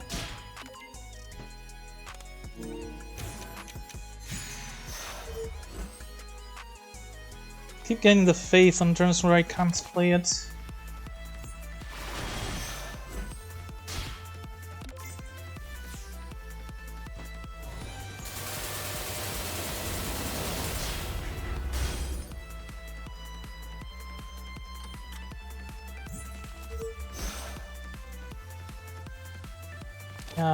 The pyramid's going to screw us here, for example.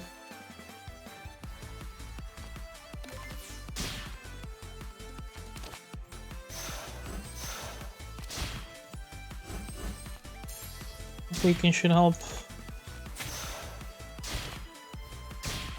Lovely Floating Ice, yeah. Actually, play with water.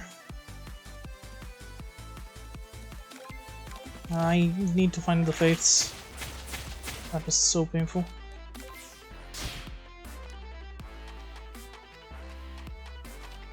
Yeah, I can't afford this, but it's like I also can't afford not to. I guess that'll have to be it.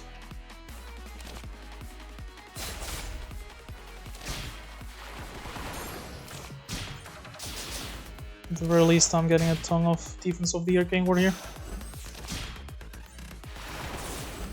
I have a feeling I'm about to draw a double face on my Doppelganger turn, and I'm gonna be super pissed.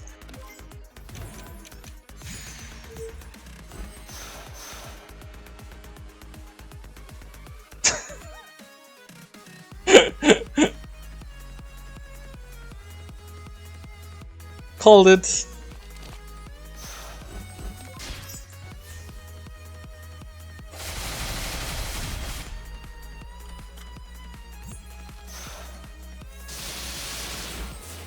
Please, not again.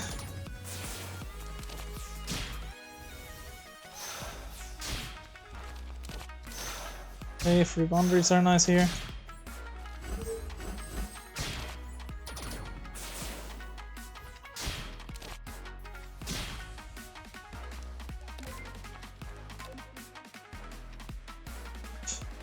Should I?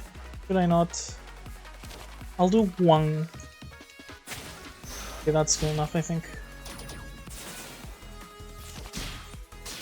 The ward is like the block is irrelevant, but it is reflection. Okay, this looks like we can actually play our faiths next turn.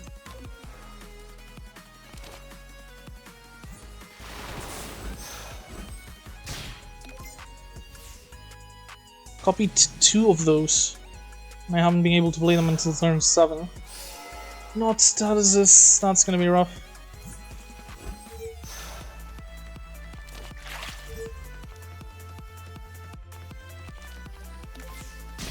Okay, at least it didn't purify the mana I needed for Faith. First, actually, let's do Undying here. Yeah, the bear is way too useful not to take first. Prism, Tortoise Shell. Tortoise Shell's probably going to get taken by the puzzle though or something. Could be like Moon Rabbit or Early Bird maybe.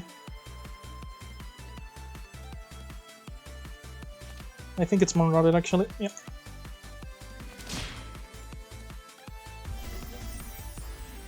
So I can draw one more card.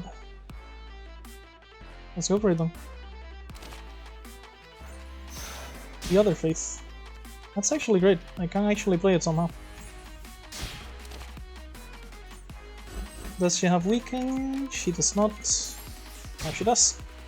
She's hitting for 40, huh?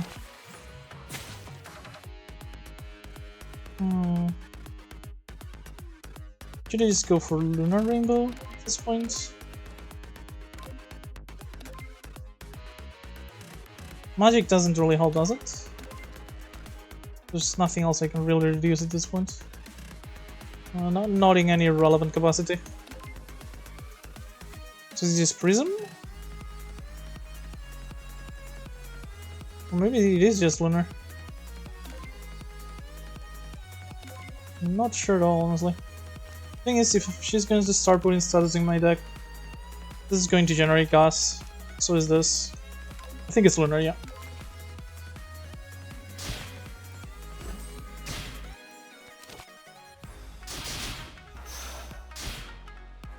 And I'm going to have 4 HP, it seems. It's certainly not ideal. Oh no, I have the Flawless, so I'm not going to take the full damage. Thankfully. Oh, and the Doppelganger, forgot about that. Oh, the Doppelganger almost fucked me. Because I did just lose the Flawless. And I don't have any... Oh, I do have block. Should I just Force Refraction then? Yeah, this is the best play I can make here. And then Half of these are going to exile at the end of the turn and give me a bunch of cards I can play. Not great ones, I'll admit, but still.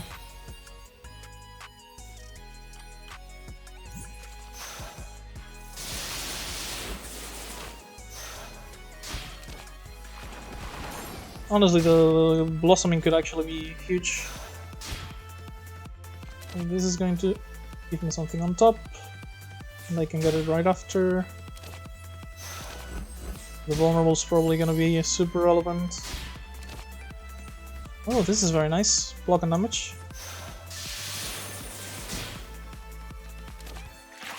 That's the last time I can draw this turn, I'm pretty sure. Yep. Which means that floating out isn't exactly great.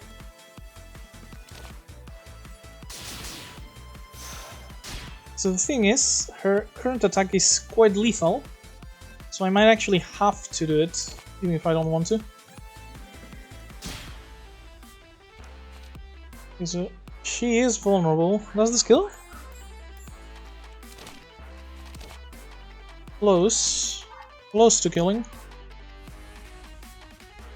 The observatory is more damage efficient. We do this. Does this kill? It does. We were so close to losing. I really wanted to showcase the Viola. Sadly, could not do it, but we did manage to get the win with the boost deck. So yeah, that was boost Patchouli, tomboyish archetype, focused on playing a lot of cards and empowering her weaker cards with boost. We kinda ended up being like a Faith of a Native God spam deck more than the boost, but we did it. Yeah, I really like Patchouli. I'll probably get because the three character mods I like them the most among the ones I played were like Patchouli, Yomu, and Aya. So I'll probably do videos for those three, like normal runs. Then maybe come back to the standard characters for a couple videos, and then do the other sets for the modded characters again. That is the current plan. Not sure for how long it will go on, or if I'll change my mind later. But that is what I intend to do for now. Regardless, for now, I hope you enjoyed it. The link to the mod will be in the description. The mod creator is RFRM Max with a C at the end on the Discord. He also made the Yomu mod, which really enjoy his mods apparently. But yeah, really happy I tried these out because Aya and Patchouli have been amazing, and Yomu has been very enjoyable as well. So yeah, I hope you enjoyed it. Link will be in the description, as well as the seed. As a reminder, I played this with RNG Fix, and in case you want to use the seed, I mean. And yeah, I hope you enjoyed, and I'll see you next time.